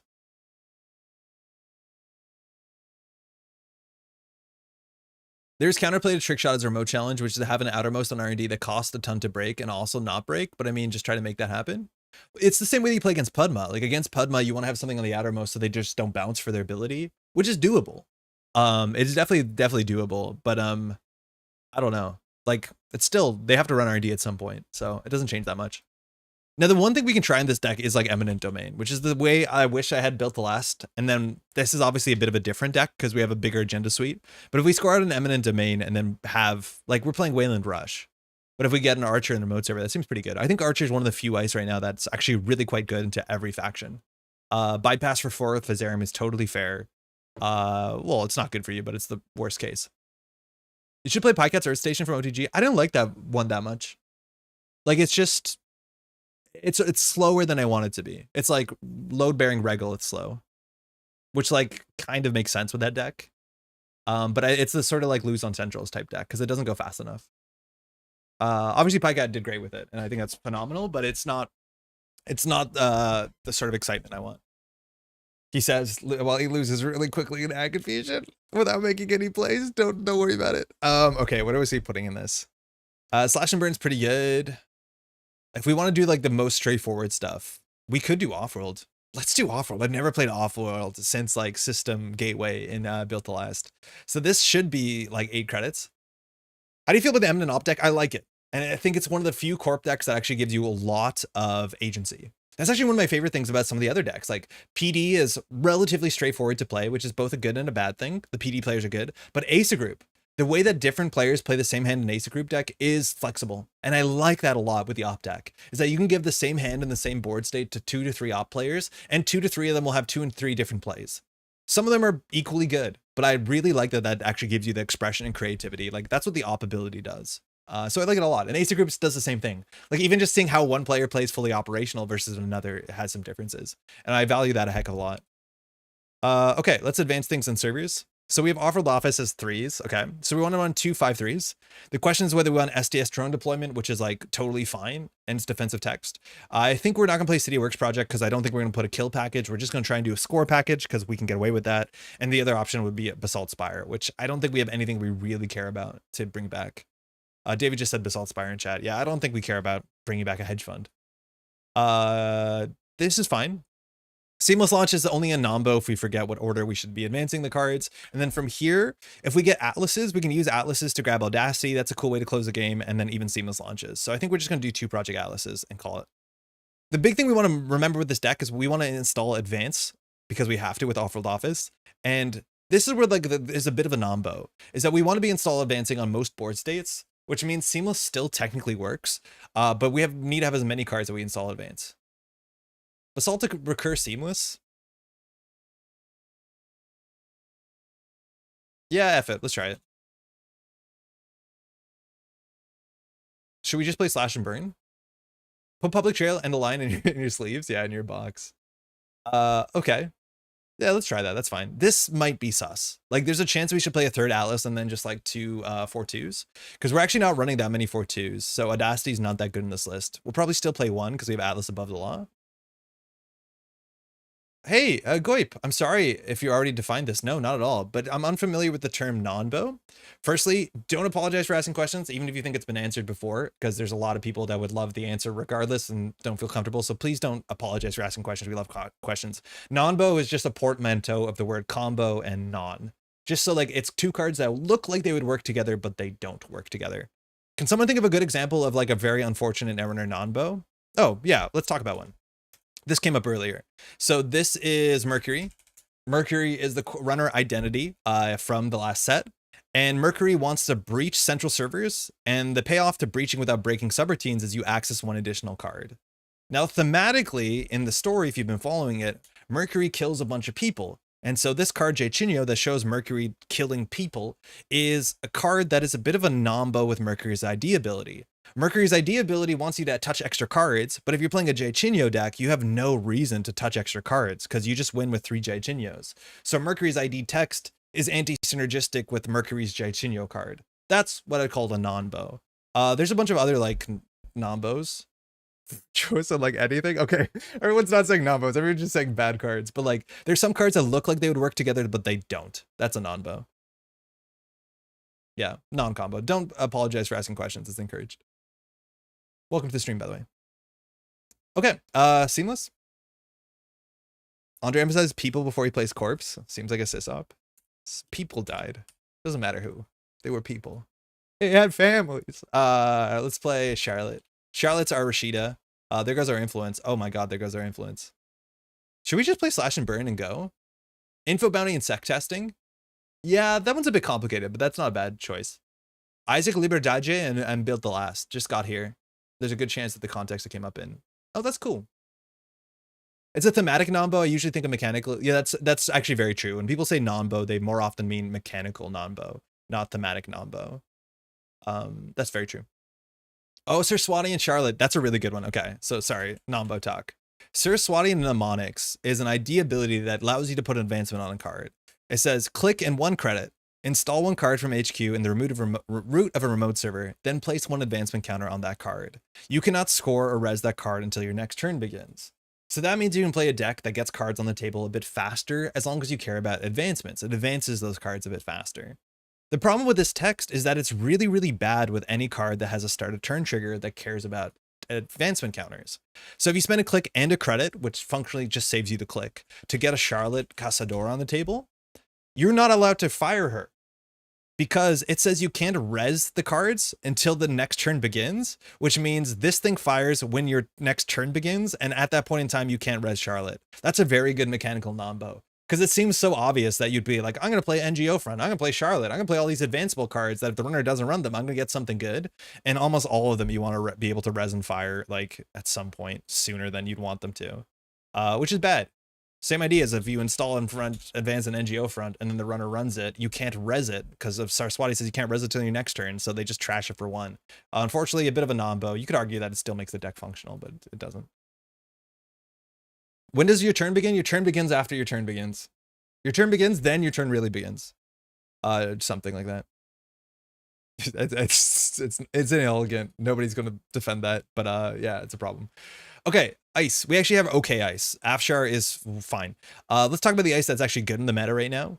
I think Anvil is actually kind of underrated as a central ice. We can't afford to do its thing, but people face check with 1 installed card against Weyland way more than you think they do. We'll play 1 for the testing of it. It's not a remote ice, but this card is slightly better than you think it is. It's a bummer once the buzzsaw comes down, but like, hey, it is what it is. Is Ballista good right now? I don't think so. Could be. 1 start a turn, 2 question mark, 3 turn begins. Is a Nombo always bad or just anti-synergistic? I would say it's both. It's hard to say one is not the other. Like bad and anti-synergistic are the same thing. They're Nombos, like the idea of the Nombo is your expectations and the results don't align. Whether you think that's bad or anti-synergy, I guess it's up to you. But Nombos are like, that looks like it would work, it doesn't. Start your turn triggers and Netrunner that have the same as when your turn begins. Yes. The thing is like, you can't res the thing to see the start of your turn trigger, if I'm not mistaken. Order Control's pretty good. That shows up in the list. I think Winchester's a one of is totally fine. I think Watchtower is fine. No, I'm kidding. Treeline's actually a really good card. I think Treeline's really, really good. Just, you can advance this to make it a 5 strength barrier with a face check of okay face check is totally fine. I think Stavka is okay. It's hard to play around this thing. I think that's the problem with like why I run Ballista when you can have a 7 strength Stavka, but we'll go from there. Pharos is actually not bad. You want something that looks like Brawn. This is the closest we have to Brawn in faction. It costs 1 credit more. Advancing it once doesn't do anything for a game plan, but I think Pharos and Logjam are actually pretty similar to what you expect a Brawn to do for you. I think we can run 2 Pharos. We have to make sure that's a bit expensive, but we'll go from there. That is an expensive card to deal with. Otherwise, what do we like? Hordem, it's just an end the run Kogate that's totally fine. It's good until they get the turbine down, but that requires a lot. Most ice is good until then. I think Hammer is one of the best cards in the game right now. It's so good. Nobody breaks this for fewer than 3 credits unless the subroutines don't matter, and it's just one of the worst face checks if you can afford it. Logjam's better than the Pharos IMO. I've been testing both of them. The problem that I've been running to Logjam, if it fires, it's really good because it's 4 strength. But in this sort of deck where we're trying to play a bit faster, we're not actively advancing it. And if you look at the deck, right, like Logjam, when the runner runs into it on turn 1 or turn 2, it gets 1 counter. When this thing gets 1 or 2 counters, it's actually really bad. Because obviously Cleaver breaks it for 2 counters until you get this to 4 strength. And it's just not easy for us to get this to 4 or 5 strength, let alone 6 strength once the turbine comes down. I think the idea that you can, like, the good thing about Logjam, it doesn't get beaten by Boomerang. That's the one upside to it. But I feel like if we're playing a mid-range Weyland deck, I don't see us getting this to any sort of strength that becomes relevant. Even on 2 counters, like Kurapir breaks this for 4. That's worse than like Treeline. As much as the only difference is you can't Boomerang it. And it's not weak to Botulus, but I don't get it. Yeah, you can't Boomerang is it. That's for sure it. 1 or 2 Descent, no Descent. We just jam our agendas. I don't think we play Descent. Generally Treeline them, but Treeline's just a good card. Like, I'd rather Treeline a Pharos.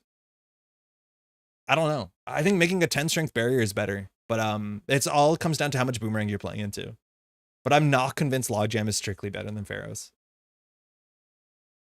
This ice suite's very similar to the deck I'm posting on Thursday, but I think Treeline, like expending Treeline is one thing. I just think Treeline is legitimately a good card. Like when you get a 5 strength Treeline, that forces the Anarch and the Shaper to find 2 other things. They can't cheat through it for Vizarum. Criminals struggle into a Treeline. Like they have to already Boomerang this. So it's hard for them to Boomerang 2 barriers. I think Treeline's just a really good card. A cat used to be a staple. Is it bad now?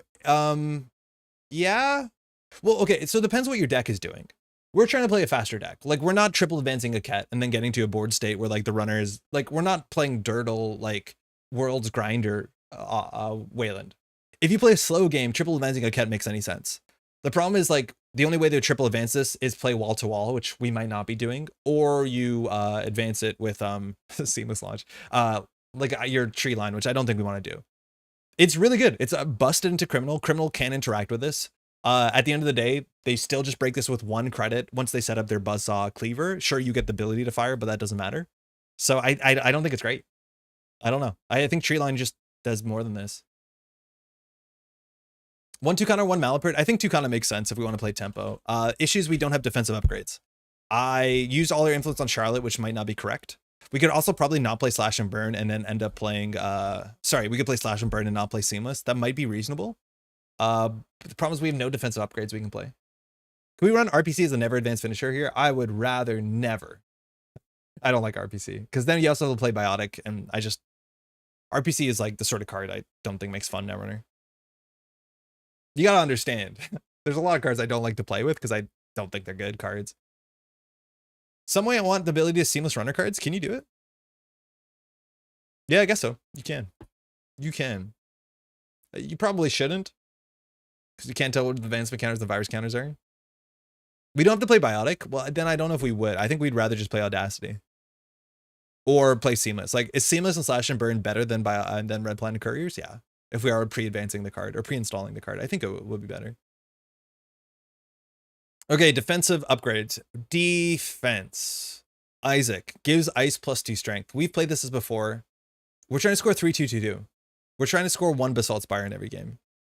If not, we would probably play fewer 2s and play more 1s and then do 2-2-2-1, which is like very quintessentially Weyland. It works actually pretty well with Built to Last as well.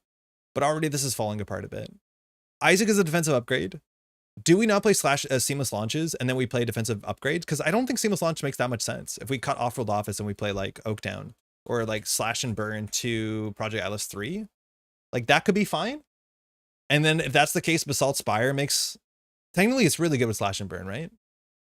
Business as usual is a Nombo. It depends on what order you do them. If you advance first and then business.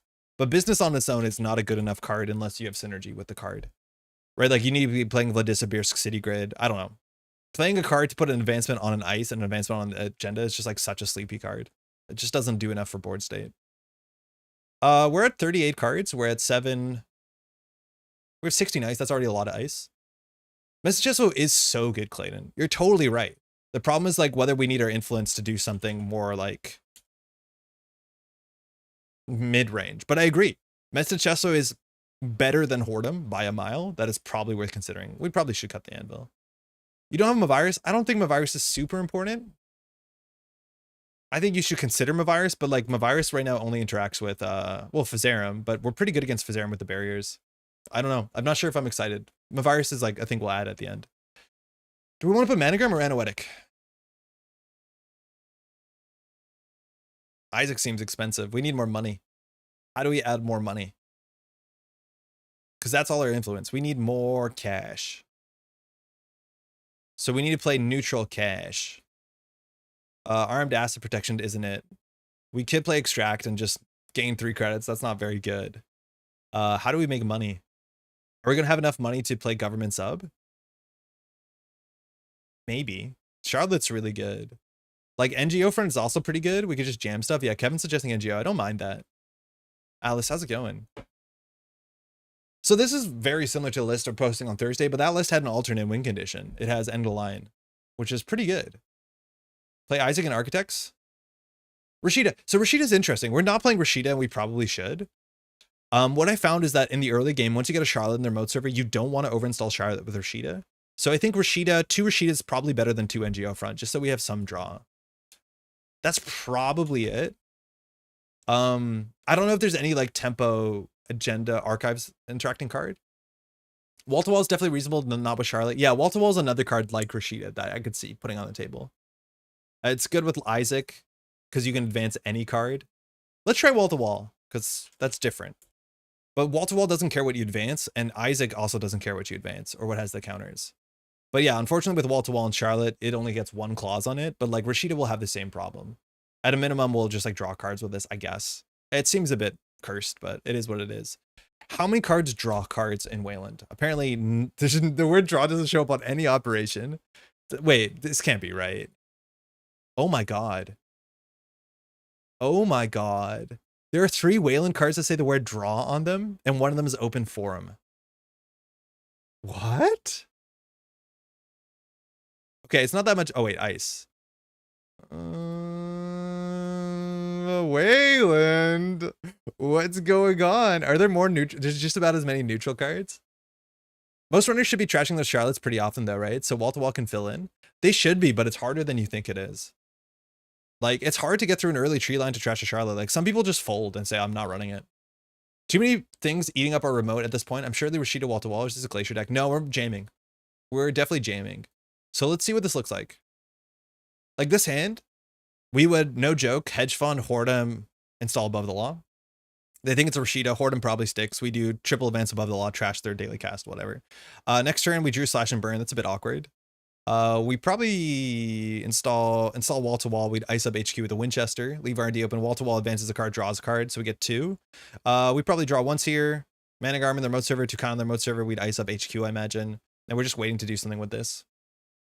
Rashida's better than wall to wall in a snappy deck. I think you're right, but I want to try this first. Well, keep in mind when we draw wall to wall, it could be a Rashida, but I want to keep in mind. I don't love the Gov sub. I think it's maybe a bit too pricey. What does Anvil do? Anvil's not doing that much. It's a bit of a testing card. We put it on central servers, and when the runner face checks into it, it does eat their board state. Now, the big problem with Anvil is that Hammer does basically the same, but better. I think NGO is better than Government there. Yeah, I could see that. I could see that. I think the Anvil is definitely the weird card, and maybe we're better off with just the third border control. Yeah, let's just do that.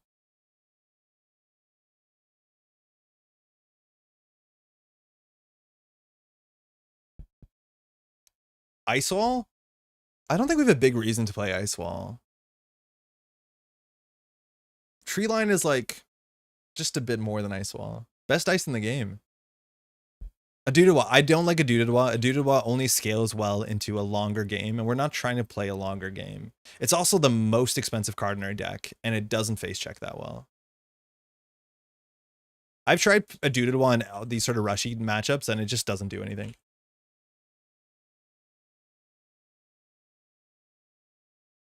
Who plays Ice Wall in this day and age? Op players, because it's good to have a one coster. I don't think Ice Wall should be dismissed. It does its thing very like the thing it does. Not a lot of other ice in the game does.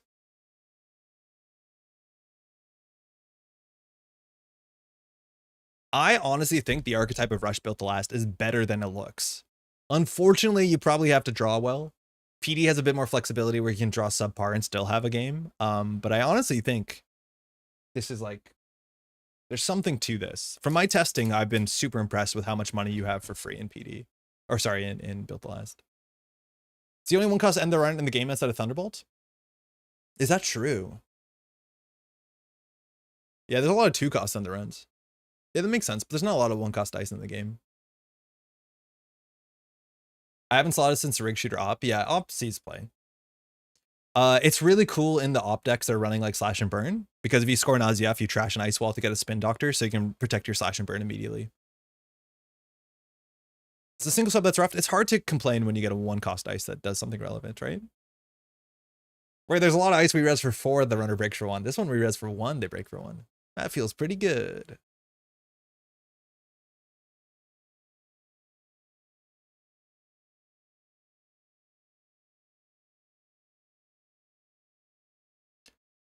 Oh, it is getting warm here. I said this early in the stream, but it's meant to be like, feels like 43 degrees tomorrow. I have to get in a car and drive a distance. I don't have air conditioning. It's going to be a problem. I got burned when everyone was running 419 a while back. Not great into Amakua, that's for sure. But at least if you're playing Op, you have enough viruses and stuff to be pretty mean. But yeah, I could see Amakua being a concern. I think out of most of the criminal I'm running into, I'm not seeing Amakua as commonly as just like good stuff criminal. Like Zaya and Sable. Sable should be running Amakua, I think. And I think we're seeing less virus than we have for a bit now. Because Botchless is not that common. Obviously, Knobkree left.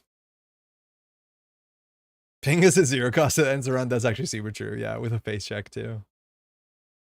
Can we ban Logjam? Oxy, do you really need to? I think the ice is so ew because like Pravdivos is frustrating. But I think Pharos does a very similar thing. I don't know. We're not even playing Logjam in this deck, and maybe we should.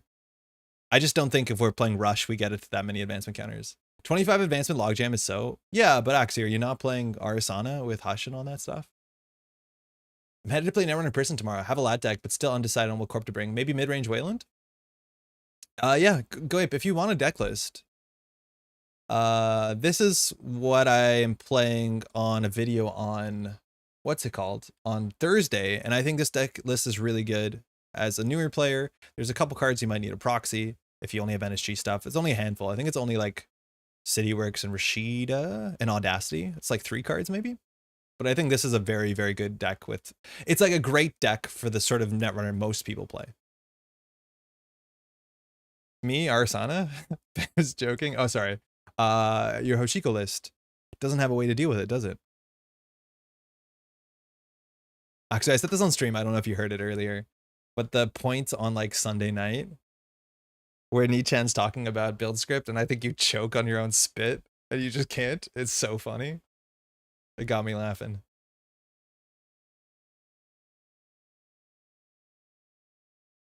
I hate Logjam for what it allows in play patterns. I don't like advanceable ice. I don't like infinitely scaling ice. I think it promotes the sort of play styles a lot of people don't like care about.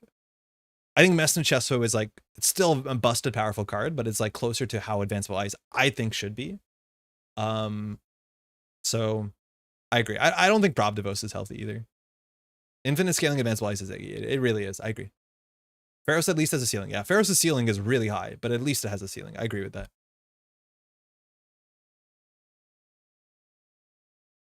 All right. Shiny Hoshiko. 49 cards, so probably good stuff. This hand's not great. It has money. Best of luck, have fun. So we want to mulligan this and hope Hoshiko. Like a lot of the Hoshiko decks are not running botchless anymore, so we can just push out. If we drew like an end to run ice, we could do install ice, install above the law, either advance it or hedge fund. We'd actually be pretty good, but it's all dependent on our top deck on R&D here, whether this hand is actually good or not. The other option is we can hold this hand, hammer HQ, and go from there. Yeah, this hand's decent. Like we have actually a lot more ice than we think we do. We have 16 ice for a 44 card deck. That's relatively high. So we need to draw one of the ice we can afford on turn 1, which is actually all the ice. We basically just don't want to draw Hammer and Winchester. Let's keep this hand. I think you can push behind Hammer and go for it. I don't want to. I think it's important to have a Hammer in Central, so Hoshiko struggles a bit. The other infinite ice, like Firewall, Icewall, Treeline, has the issue that every faction can cheat it reasonably. Yeah, that's true. That is true. That is notably can't be cheated. Sick. Okay, glad we kept. So if you do this play, this is what actually gets pretty interesting. If you advance the tree line, they know it's not a sentry, which you probably want to rush behind a sentry. It makes it 1 more strength, but actually does matter against Cleaver. But we don't advance the above the law. Now, if we advance the above the law, it looks more like a Charlotte, which maybe you pinhole that, and like that's good for us because we waste a pinhole here. But it's actually interesting which one do you advance here. So far we've got 2 creds from ability. Seamer kept and starts with a steel skin. That's good for us. Is there any plans or gossip to a JNet app for phones and tablets? Not that I know, but I don't know too much about JNet dev stuff. I think your best case is just like to plug in a keyboard and go from there. I think the interest to play on mobile is probably less than other, like, I think stuff that I reckon they could be working on, like flare handles and like titles and competitive tournament lobby and just getting new cards to work, stuff like that. No hedge? No. We don't need to hedge. Please install a resource. Yeah, maybe we could have hedged there, honestly. We've gained 4 credits. It's turn 2.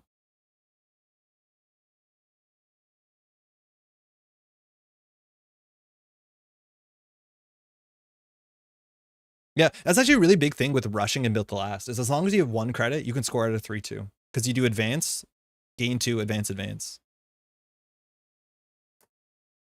But it's turn 2 and we've gained 4 credit from our ID ability and we haven't done anything weird. It's not like we're bending over and like doing weird, ugly plays to get value. And the tree line's a 5 strength barrier that we res on face check for 3. Like next turn we hedge fund Atlas, probably put the hammer in front of it and just say go. Yeah, that's pretty rough for them. Price hitting Banhar, they probably want to bring that down. Yep, that's good. So now we need to get the hammer in front of it and resed, which means we have to res both of these, which is 10 credits. That's going to be expensive for us. So we'll see. Hosh might not want to touch here because he doesn't have that much money to recover from this. Very importantly, didn't hit a strike fund on that, which is good. Mystic is great. Fermenter, okay, good. So we don't have a virus. Wow, NGO front. That is better in theory, I think. So we need to do hammer that drops us to 8. Yeah, we just keep going. Just keep going. We are technically on game point if this goes through. Oh, wait, we're a credit short. Monkey. I was so confident. On tablet was horrible. Somebody won a Continentals a couple years ago playing on tablet. It was a deck called Tablet Asa. You goofed? Oh, I goofed real bad, didn't I? So we actually don't have enough money to res both of these. So that's going to be an issue. So we obviously want a hedge fund first. The question is whether we hold and push an NGO front. Because we can do NGO front, advance, put the hammer. I think that's better. I don't know if he runs, though. If he steals an Atlas, how upset are we? Sorry, thinking. If we hedge fund first, though, we're still only on... if we do hedge fund, we're on 9. We install, we're on 8. We install the agenda, we're still on 8. We have to be able to res both into Banhar. If we res the hammer, it's 3 net damage, and then we're short on resing the tree line. So I think we actually slow down here. This is more important for us.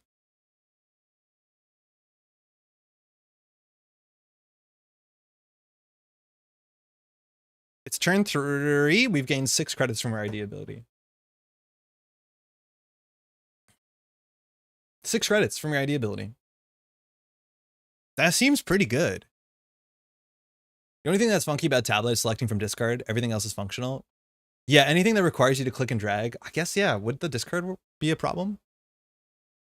I wish for accessibility that I could, like, I wanted to play this with like a glove or something, or with like, you know, something that's a bit more cyberpunk. And unfortunately, there's no like shortcuts to things.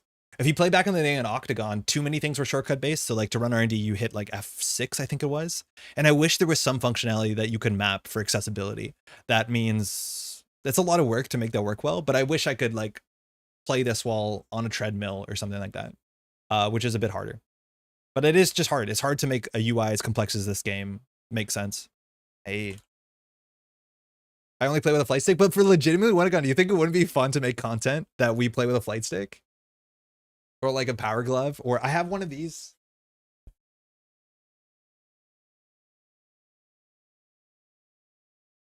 No joke, I bought one of these for content's sake. It's like a Razer gamer thing. And I want to tape my hand to it and play JNet with this, but it was really, really difficult. And 1 second. Try reconnecting. I saw this issue last week. Sound effects still make me giddy. I have the whole folder of the sound effects. So there's ways to do it that you can map macro stuff and you can get them to click on regions. So the best I got is that I could be like, click on this region, like draw a card and then map that to a certain button on the thing. The problem is when you scroll the UI, the buttons actually move their positioning. So then you have to go into like vision learning stuff to be like, this is the draw button and it will be in like one of these, like, you know, look for it over here and then click on that. And that was way more work than I was willing to do for a bit of a joke video. But yeah, there's just no way to make it make sense. Donkey Kong bongos. Okay, so here we have to crack the NGO front to res the hammer to do 3 damage. I think we do it. I think we try to do it. This means we'll have 4 credits, so we can do install Advanced Atlas Hedge Fund next turn, if I'm not mistaken.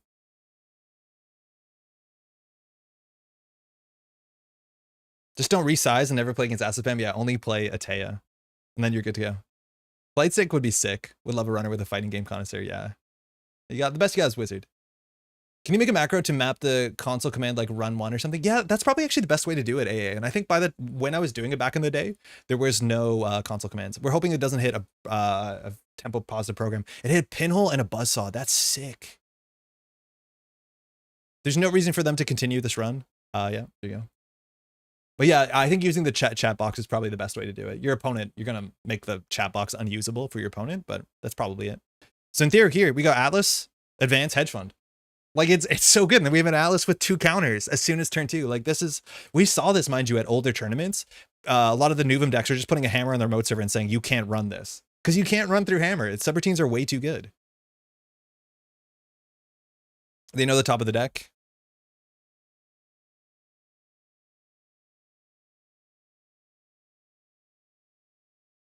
Hoshiko flips. Okay.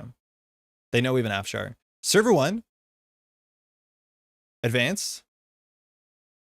We have now got 8 credits from our ability across 4 turns, and we have done nothing unusual. Can we do this play pattern against criminal decks? No, but it's Hoshiko.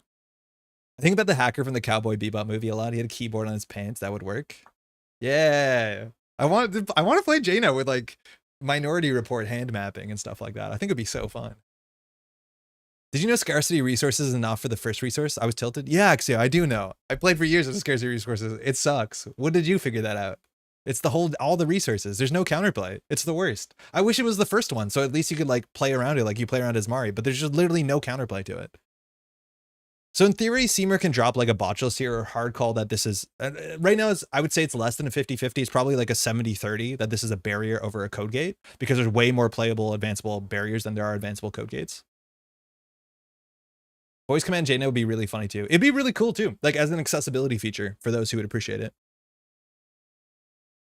Feeling why I'm with Whiteblade and think Xayah is the best feeling runner ID. When Xayah gets locked out, it gets a bit hard, but yeah, Xayah, touching cards, making touching cards fun is fun. Okay.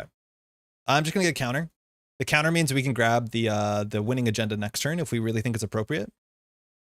We can also now try and win by getting a spin doctor on the table and then going for it. So we didn't get our ability this turn, but again, 5 turns, 8 credits for free seems okay. Shame I didn't get the voice clips. I was shook. Event heavy Xayah is such a thrill. Yeah. Now Seamer's gonna have a lot of money. Like we're not contesting the fermenter. We can maybe take a turn off to purge, but I don't think it makes sense. We're likely to see a sure gamble here. We played 2 strike funds. Still has to figure out how to deal with the tree line. And until you get your turbine down, like tree line is still 5 credits to break and the cleaver install. So it's 8 credits to break our tree line. The thing is that Xayah encouraged you to play around your multi-axis events once the Corp is iced up. I think most of the Xayah decks I know don't play that many multi-axis events. They play hardware. Afshar, I think they knew about that. They know we have a boarding control in hand.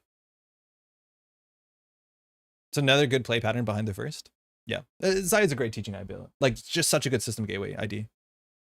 Tell your opponent you need to touch cards. For what it's worth, Gabriel 2 was very good, but Gabriel was frustrating because sometimes they just iced up HQ and they put a toll booth there and your game was over.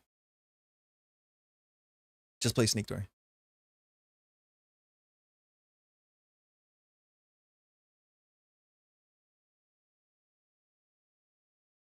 Okay. We're on 6 credits.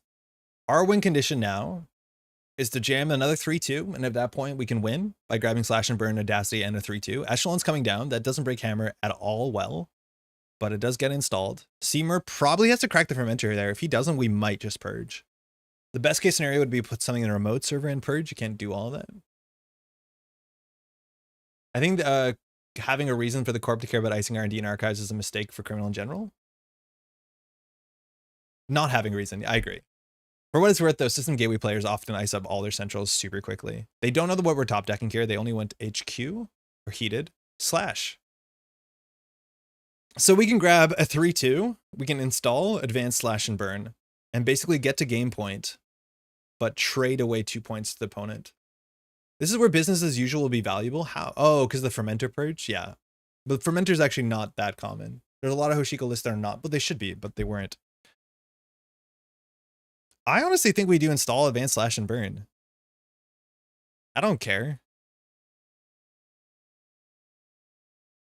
The other option is like we spin Doctor.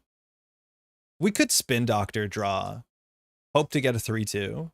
In terms of the cards in the deck, how many more 3-2s are there? There's another Atlas and 2 more Ally. Let's start with the Doctor. I then Slash, then use Atlas to finish. Yeah, I think that's our plan. Is we're gonna wait. Actually, then we shouldn't start with Spin Doctor because we're gonna do Slash install and then we're gonna put a border control there. Luckily, it did not register that input. Yeah, it didn't. All right. Oh, I double advanced it. Oops. My left hand was trying to click twice to match. We're on 10 credits. Now we'll just put the border control here. Obviously a bit expensive. We need 3 credits to score this out. I think Temple BTL has potential. Like if we're playing outfit right now, but we have an extra 3 credits. Now outfit also is ass, so Tempo BTL is ass. I don't think Tempo BTL is that bad. Imagine this was a Mess Chesvo. Like how did they deal with a Mess Chesvo this soon? The answer is Fizerum. But they're threatening now to lose in 2 turns. Because Slash and Burn scores itself out ideally, and then next turn we just do, well, we have to hopefully top deck an Audacity or something, so we could still get locked here. But we have so many things we can put in the remote server that they have to run. And at the end of the day, running through a hammer is just hard. I don't know. I feel like getting 10 credits by turn 5 is pretty sick. I don't think Nuvum does that. There's also a chance this border control is an overextension. We'd rather res the tree line, but it's still something that he has to play around. We'd ideally love this to be, well, if it's a barrier code gate, it doesn't matter because the outermost gets eaten. Okay. So now we have to think. If we res the border control, so if we don't res, they have to take 3 net damage from hammer. If we look at their heap, in terms of strike funds, they've already played 2 and they played 2 steel skins, so it's unlikely to be tempo positive for them. If we res the border control though, they either take 2 net damage or break for 1. They'll probably break for 1. Then they actually have to break the hammer. If they don't break the hammer, we trash their Banhar and we give them a tag. The other option though is we don't res this. They go through the hammer, we res the tree line. The tree line they break for 5 credits. And 5 credits is actually a fair bit of money. I'm actually not sure what we were meant to res here. The border control does bankrupt us. The tree line also does bankrupt us. They're both the same cost. I honestly don't know. We res the border control, we go down to 1, which is fine. We can install advance and threaten everything on the next turn. But it forces them to break the banner hammer, and I think them breaking the banner is more expensive. It's like, it's 3, 4, 5. So this is 5. If we res this, it's actually still 5. Maybe we should keep the border control as their little secret. BC to stop banner? I don't know, 3 cards is actually a lot of damage. Because this is also 5. Yeah, I want to keep the BC as their secret, I think. That might be wrong. But like, boarding control is the most unfair card we have. Just res tree line, yeah. If this hammer was slightly more expensive to break, unfortunately it's not. But 3 damage is a lot of damage. If they played like, what's it called here? A raindrops, that'd be pretty bad for us. I'm getting more and more impressed with raindrops. Raindrops is really good. And it's a slash and burn they steal, like whatever. This is where we could have had an Oaktown, which would be installed face up. It would give us more money. Like if this was an Oaktown, we'd actually be able to res nearly both of them. That's notable. Oh, they're breaking it. Raindrops is goated? Yeah, Raindrops is really good. Like, look at that HB deck. Like, you Raindrops a remote server, they give you 3 cards. It's pretty good. They're actually breaking this. This is really expensive. No shot at Dirty Laundry over it ever. I think you might consider both, but you'd have to, like, be sports medaled. And all the money here that sustains them through this push is Fermenter. Again, this tree line cost 8 credits the turn it comes down. Because Cleaver plus Break for 5, and we actually can afford to advance this. Every advancement for the tree line is another 2 credits for them. That actually is a winning trade. If this was a Hordem here, we would end the run and actually have 2 credits. We would nearly be able to score out, but unfortunately it's a barrier, which I think once you advance the card, it tells them it's likely a barrier. Not guaranteed, but there's just only 1 advanceable code gate. I like resing the inner as it leaves the unknown ice as the inner for the future runs. I mean, resing the outer. Yeah, so they don't know what this is. I think, though, if we res the outer boarding control, they know this is basically either a tree line or a big barrier we can't afford. Because if it's a Hordem, we definitely res the Hordem. So they know that this is a barrier for sure. We were on 5 credits, so maybe it's a Logjam, maybe it's a Pharaohs, but that's the best we have. Yeah, nay, totally. Now the question here is like whether he ends up spending 5 to deal with a Charlotte. Because he can trash Charlotte, but like this play looks like Charlotte. And with 1 credit, there's a chance that he doesn't have to run this. Like maybe he bounces off the tree line, we gain a credit, which is sick. The best case scenario though for him is Mystic is going to do something. Looks like an NGO, yeah. This deck has a lot of things it can put in the remote server. Wouldn't say a corp click and a click for 2 credits for the runner is immediately a winning trade, but since there's probably have to run the remote 2-3 times, it might be okay. What do you mean, Spark?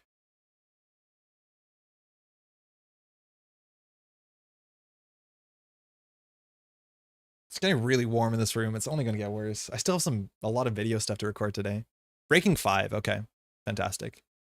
So Mystic will be absolutely loaded. So there's no event that he can't play. You would love to play a sure gamble here for sure. We've seen one so far. But otherwise the money is daily casts. Yeah, you're not expecting to find that in the remote server. That's pretty rare in remotes. It might have been a line too if we, like, the other play here is install Spin Doctor. Like, we actually probably messed this up. Because we realized, okay, we didn't know he had a cleaver. Halfway through the deck, we could have expected a cleaver. But we can't afford this border control. So it might have been better to install Spin Doctor, draw with Spin Doctor, and install anything into server 1. And then if he doesn't run it, then we can slash and burn safely from hand on the following turn. Because I don't think we realized that we probably wouldn't ever res this border control. We just didn't have the money. Nah, Lizard's fine. Labor rates, Hush, Fermenter, Price. So it's probably the Fermenter. Obviously, Hush does something to this matchup, but it's not that great on this board state. But now his money is a bit slow. We love a Charlotte here.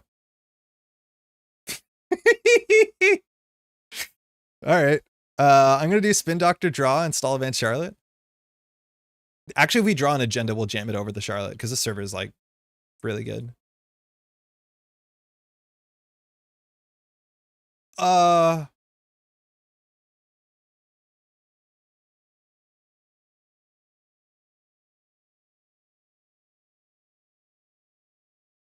honestly don't know.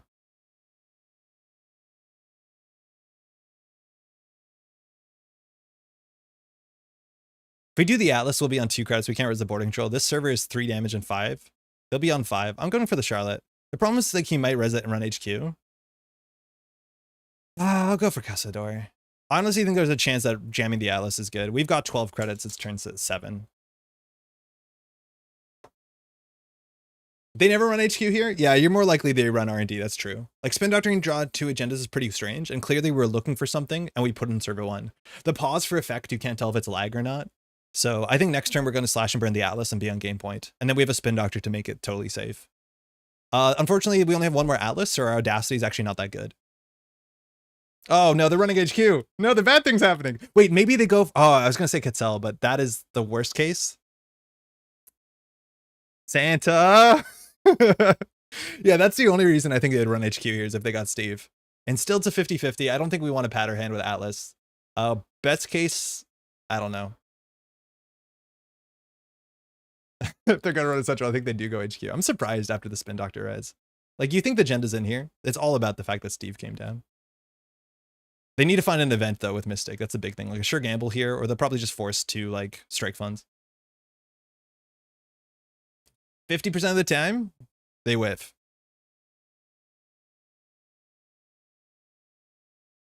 Yeah, even if they have laundry, I think they go R&D.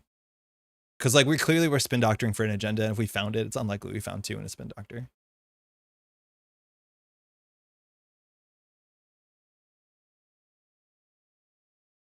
All right.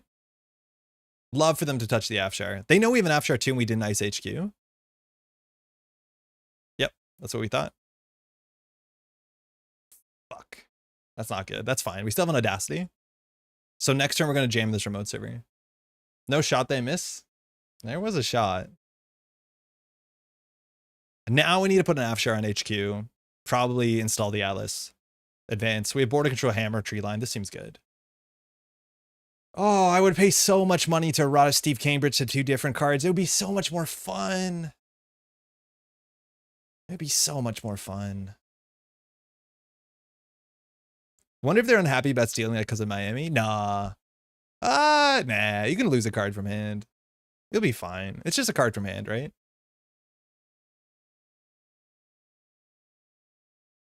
Definitely maybe a bit of suffering from 6S, but... So now we do Charlotte Crack, install Atlas. We can pre-advance Atlas. It will really look like an agenda, which I don't think it matters. Okay, Buzzsaw into Afshar is still not amazing.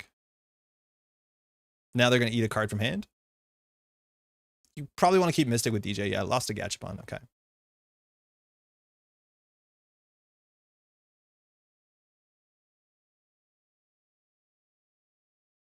Okay. Bear with me here. JNets is going as fast as we can make it go. The fact that JNet worked perfectly for APAC is incredible. So shout out to the JNet devs, whether they did a reset or whatever, but like 80 people were playing between two really rough patches and it was perfect. Oh shit, we have Managarm. Wait a second. Okay, so our play here is probably Atlas, Advance, and then I don't know if we need to do the Managarm. If we don't need to do the Managarm, there's a couple things we can do. We can, so there's only one more 3-2 in the deck, so getting the Atlas counter seems important, so we can grab the 1 Audacity and the 1 3-2. The question is whether we go for the Managarm or whether we go for the extra Charlotte, which is a click for functionally slightly more credits, because you trash this for 3 and you click for 2. I honestly don't know if we need Managarm. Next turn, he'll be on 3 credits. It looks like we're not icing up HQ. Atlas, Advanced, Managarm. Click for 4. It seems good. Alex, how's it going? It seems good. Were you at West Coast this weekend? I think I saw you in a video. Pretty sure you were standing there in the video. Don't advance Atlas. I think we need to advance the Atlas or we're going to struggle to close the game out. Because we only have 1 more 3-2 and 1 more Audacity. And this remote server is not going to hold for that much longer. I think we push it. 8 of us from BC went to West Nazi. Yeah, let's go. So we need slightly more money. We need to have 4 credits and then 2 more for this. I think we do Atlas, Advance, Manny. Advance, Pop, Install, Advance. Yeah, that's the question, is whether the Charlotte Advance is worth the Managarm. I think Seamer is going to struggle to deal with a Managarm. The other line is like Afshar HQ, install Atlas Advance, which like that seems a bit rich for us. Managarm seems so good here. Like border control is just really good with Managarm. I just think like it might be overkill. So after the play, if we do Atlas, Advance, Managarm, we'll be on 7 credits. We res border control, we're down to 3. We res Managarm, we're down on 1. That's not good. Yeah, I just don't think Steve is going to do anything. Like, what is Steve going to grab? Like, Strike Fund, sure gamble? Maybe that's the worst case. Install Pop 2. Install Pop 2x install? Like, which 2x, though? Like, that's the problem. It's like, I'm not sure if we install the Managarm or we do Afshar on HQ. I think we do Afshar on HQ, we've overextended. Audacity the Atlas next turn, spin the Audacity back, then you can pull either Audacity or Atlas after drawing the other one. Wait, actually, that's a pretty cool line. Because we need 2 counters. We could do Atlas, Charlotte Advance, install Atlas, Managarm. Then we could do Atlas counter to do Audacity. Yeah, but then we have no cards in hand. Pull Basalt into Basalt. Wait, what? I'm just going to go for it. I'm assuming we can do this with 7 credits. Boarding drops is a 3. Managarm is tricky. Otherwise, they have to run this tree line twice. They're going to be on 3 credits plus 4. Yeah, I think we need the Managarm. Yeah, I'm going to go for it.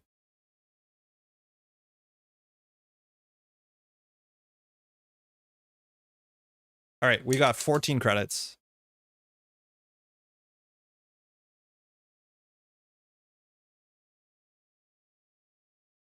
I think this is fine. I think there's a chance they can contest it.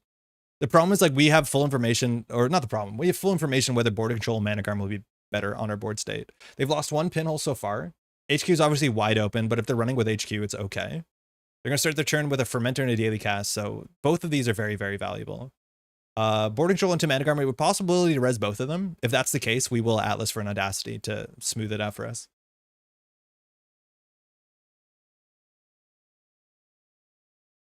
There's some option too, like where we just grab Basalt and say F it. But then we still have an Atlas in hand, and that's pretty ugly.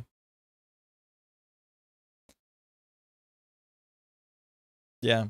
If that Spin Doctor didn't draw into 2 agendas, like maybe we needed 2 agendas. It was close. So where they steal 3 off the top of R&D, it is 2 and 27. For what it's worth, there's only 3 agendas and 27 in R&D, right? Like we're playing 44 8 agendas, so it's unlikely. They do have a twinning setup here if they want it. But yeah, we in theory could lose to R&D, but like we're doing our best to make the remote server as relevant as possible. But they could do twinning run R&D. We could lose, I guess, but we're not icing controls. Of course it's going to happen.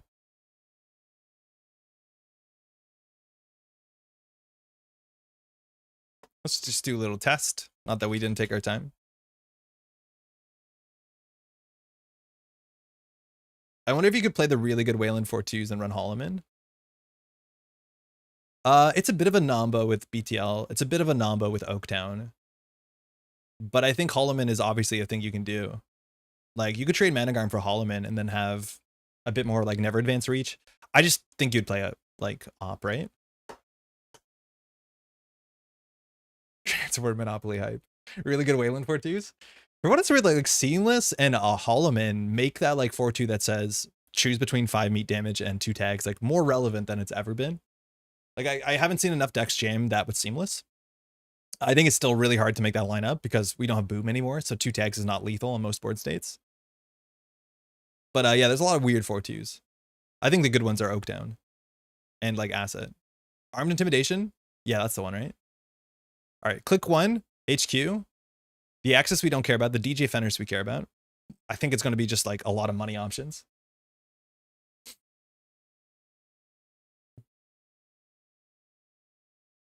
Now we know where like a strike fund in hand is pretty rough because obviously server 1 is what's it called, Manhar. And we can res 1 of these. With Audacity, we can win with 1 credit. Steel Skin, okay. So just card draw. Interesting. Yeah, Atlas is our best 4-2 for sure. I think Armed Intimidation, Atlas with the counter, and Kimberlite Field are all really good. I think Kimberlite Field is better than the amount of play it sees. I just don't think you can play it outside of Op.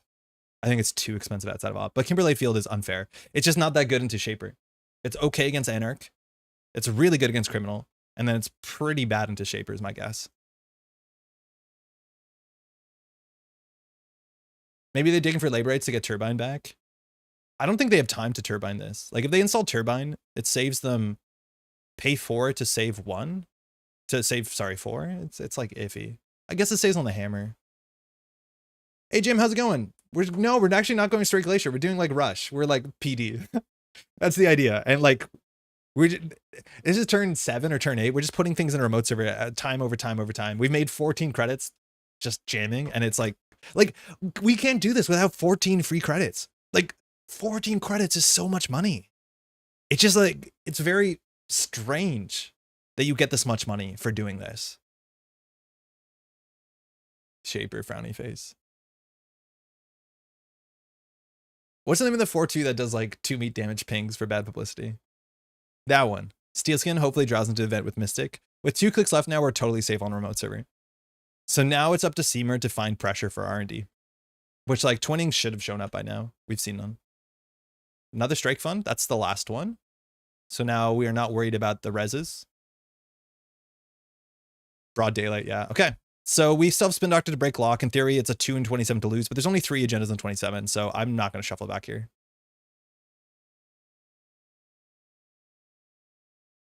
Sick. Okay. So we can score the Atlas with a counter, which means we can pull 2 of our pieces and win. That leaves us on enough credits. The other option is that we can double advance this and ice that up. It doesn't really matter. They have all their breakers. So now we're threatening. The one thing they can steal that will be really awkward for us is the last Atlas. If they steal the last Atlas, there's no more 3-2s in the deck. Now, Hostile Takeover, which he might think we're on, wins the game too, but Atlas into Audacity wins the game. It's getting 2 credits a turn is good, wise, Nuve, and bad. Because you have an inconsistent deck, and then it's about operations. And that's... You don't play that many operations in Weyland. Like the Weyland decks that run a lot of operations run operations for certain board states, right? Like public trail to end line. Those stay in your hand for a while. Built to last is also instead of 50 cards, it's 40. It's a huge difference. It's just inconsistent. Like you get through your deck, but it's like, I don't know. I've not seen a Nuvum deck that makes the ID make sense. It always seems like a deck that would be better somewhere else. Yeah, pressure's on. Again, there's 2 and 26 you can just win. Those are not the worst odds. At this point, a twinning could come down. You can play an event, and then you can see 2 on R&D. We always have Spin Doctor to break lock, or you can just grab the agendas to hand last click with Atlas. Broad Daylight into Angelique end of line is not entirely unreasonable play, but there's just so much tech against 1 damage pings, and the BP is awful outside outfit. Yeah.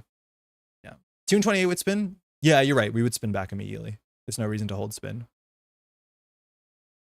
This is why if you keep getting Subliminal, Nuvum does a lot, but most runners will stop from getting back at the time. Yeah, Subliminal is good in Nuvum, right? Clickless 3 credits is nice, but there's just no reason not to run every turn into Nuvum. So it's like, honestly, I don't know if a clickless 3 credits is better than playing Sure Gamble and getting 6. I don't know if I play 3 of them because they're really bad draws later on, I just don't think clickless 3 credits is that good. Yeah, okay, they got the twinning. I died to broad daylight. Punitive at OTG. Nice. 1 damage punitive. Very funny. All right, so now he has to play an event. He has to run R&D. He doesn't know the top of R&D. He has to see 2 cards. He needs to steal 2 agendas, 1 Atlas, or a 5-3. If he steals an Atlas, we still can jam in the remote server with the Atlas token. It's just we have to jam a 5-3, which sucks, but it is what it is. Ashen has to Ashen just to get a Mystic counter. That's so wild. So lost the price, lost to Sure Gamble, lost the Maw, lost the Diesel. All the cards are good. That doesn't seem particularly great, but with 1 turn left, I don't think you care. So now he can see 2 cards. He can't trash unless he hits a Fermenter, but if he runs last click, we pull the points in hand, and you don't want that to happen.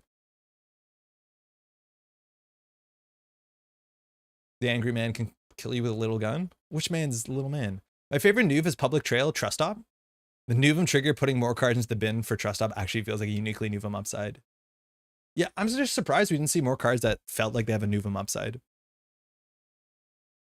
All right, so they can't trash anything, so we're going to just shuffle back cards to increase the density. We're going to do our most expensive trashables. I wish they could be trash, but they can't really. And Seamer's not running last click because then we can pull the cards to hand. So it's 2 3-pointers and 1 Atlas. So 3 and 28 is like, well, they're seeing 2 cards, so it's a bit more than that. Can't trash.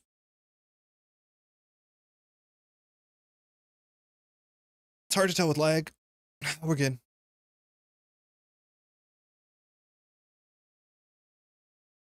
And just to inflate the stats, on the last agenda, we'll get 2 more credits. So it was 16 credits for free. Sometimes the stats are like blown at, like they're overdone because the last advancement doesn't matter if it wins the game. Sometimes it does if you're on 1 credit and you need to score out. Not with Audacity. Running HQ? We should grab the Audacity just to make this more exciting, but with lag, it's a bit harder to do that. Sure. I think that's one of the few cards he knows. I think he knows we have a hedge fund.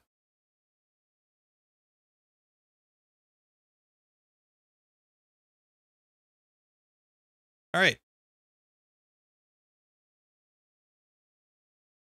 Gotta click some cards.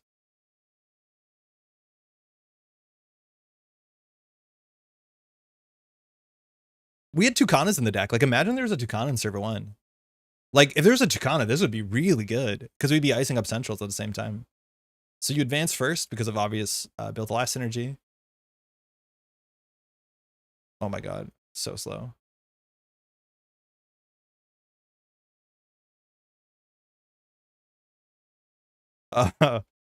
Okay. Jada, please let me out. I'm boiling. Oh my god. Okay. We got all the Atlases you can get. 10 turns, we made 16 clickless credits. We just push in their mode server. The ice is good. It is good ice. This is a hard server to deal with. And even if you turbine out, like, okay, this, you have to break most of it. Worst case, 2 clicks, 2 credits, 2, 3, 4. You have to run this back, Managarm. Like, it honestly is better than I think it looks. Like, I don't know if you have to build late game, build the last. It seems fine. Obviously, you can't do this against like a lot of decks. You can't just leave centrals open. But that's currently the fact that Hoshiko's only running twinning and like touching cards as pressure. As soon as there's like Stargates and stuff like that, it's different. Managarm actually. Oh, they're playing around Isaac. That's cool. Because Isaac makes this a 7 strength tree line, a 6, not a 6 strength hammer. Like maybe there's some reason to like play Isaac. And we could save influence on Managarm. I just don't believe really in Isaac. Remember an As runner piloted by a streamer using Prognostic to put Claw on the board to deny the win against such a deck? Wink, wink. Yeah, that was a lot of fun.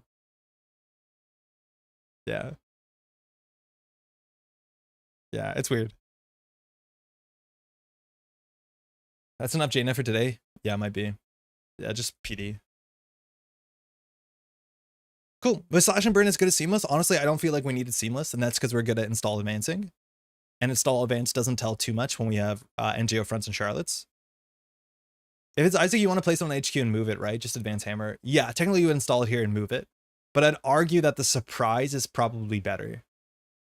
Right, like that's the thing, is you're resing and showing what it is, as opposed to like, maybe he runs into tree line with just enough money and suddenly it becomes a bigger tree line. It's hard to tell. A chance for the game to go south and runner touches a 5-3? For sure. For what it's worth, this is like a lot more agendas. We pulled this one, but we saw way more agendas faster, so we flooded a bit. So it's actually not that likely to see these many agendas, and then all the agendas that were expected to draw, we would jam in the remote server. If Seamer finds a 5-3, like obviously earlier than that, we would pull back like an NGO or Rashida or like something good for us with the Basalt. But like maybe you do play SDS just to slow this deck down. Hey, thanks for the game. I don't know. Okay. JNet's a bit cursed. There was a 5-3. There were 2 5-3s in the deck, Seamer, if you can hear me. Sorry, I left the game. Maybe you're in the chat right now. I think you said you were. But there were 2 5-3s in the deck. So your chances of winning off of R&D were like probably around 25%, which is not the worst. Obviously, that's not the worst. Maybe it's less than that. Stealing the Atlas would be a problem for us. But then we would just pivot to jamming a 5-3. All right, so real quick, if you want to watch APAC Continentals, it was just last weekend. It's up on Del Signal Netrunner. I'll share my data stats in the description if you want to look at some of the stats. It's very fascinating. Again, I'm fixated with this, but I do think Arsana is right now the weird thing to beat, and Shaper's the weird thing to beat. And just going slow doesn't seem like a thing you're allowed to do in competitive Netrunner for better for late. I thought I needed 2 X's. Yeah, we're on real 5-3s. We're trying to play PD, so we only have 8 agendas, which is not a lot of agendas. Like we saw 6, there's only 2 agendas in R&D after that. Like that's tricky. We're not gonna be here on Thursday. We'll have a video up. I need to do a lot of work still today before I head out, but we'll be back on next Tuesday. I think that's mostly it. Again, the tickets for Worlds are up as of like this morning. If you want to grab your ticket, I would grab them sooner than later. I know they have sold out. Worlds has been selling out consistently, so if that's something you want to grab, I would do it now. If you grab your tickets and then you win a Nationals, they will refund you and the ticket will go back to the wait list. So for some reason you're incredibly cocky about the situation, I would still grab a ticket sooner than later. On that note, I want to give a huge thank you to all these folks here and more that support Metro Grid on Patreon. So we have time to do all the video editing, all the recording, all the streams, all this sort of stuff takes a lot of time. All the digital publishing takes a lot of time. Thank you so much. Again, we have folks too on the daily cast here. You don't see their names here, unfortunately. There's a lot of folks. Also, if you see your names here and you want a little icon next to your name, hit me up. I can get an icon on there. That's a lot of fun. Some people have been taking me up on that offer, but if you want some flair, we can get you some flair. I think that's mostly it. Again, we'll be back in a couple of days. EMEA is coming around the corner. It's just, I think, 2 weeks away, so it's sooner than later. Hopefully, if you're traveling up to Europe, to Northern Italy right now, you're having a good time, enjoying the summer. Stay cool if you can. I'm already sweating, and the AC is on the highest, so like it's going to be a problem for sure in the near future. I think that's mostly it. We'll finish some editing. We'll have a video up on Thursday, and then we'll be back on Tuesday. I feel like there's more news than that. I can't remember. Yeah. Thanks for stream. Hey, Matt. My pleasure. Thanks for stream. Yeah, Seamer, thanks for the game as well, eh? That's mostly it. Stay tuned in RNDB. People are posting their deck lists, which is really exciting. Obviously with those tournament deck lists, and get some good fundamentals in there. Play some PD, play some Mesa, go fast. Try and play some World Tree in person before. You got to get those in-person games if you're going to EMEA. I think that's really interesting to see how hard, under a time constraint, how much time you lose shuffling with Arasana, because I do think that actually is not going to help you. So we'll see how in-person play matters in a couple of weeks. On that note, take care. We'll see y'all in a bit. Ciao.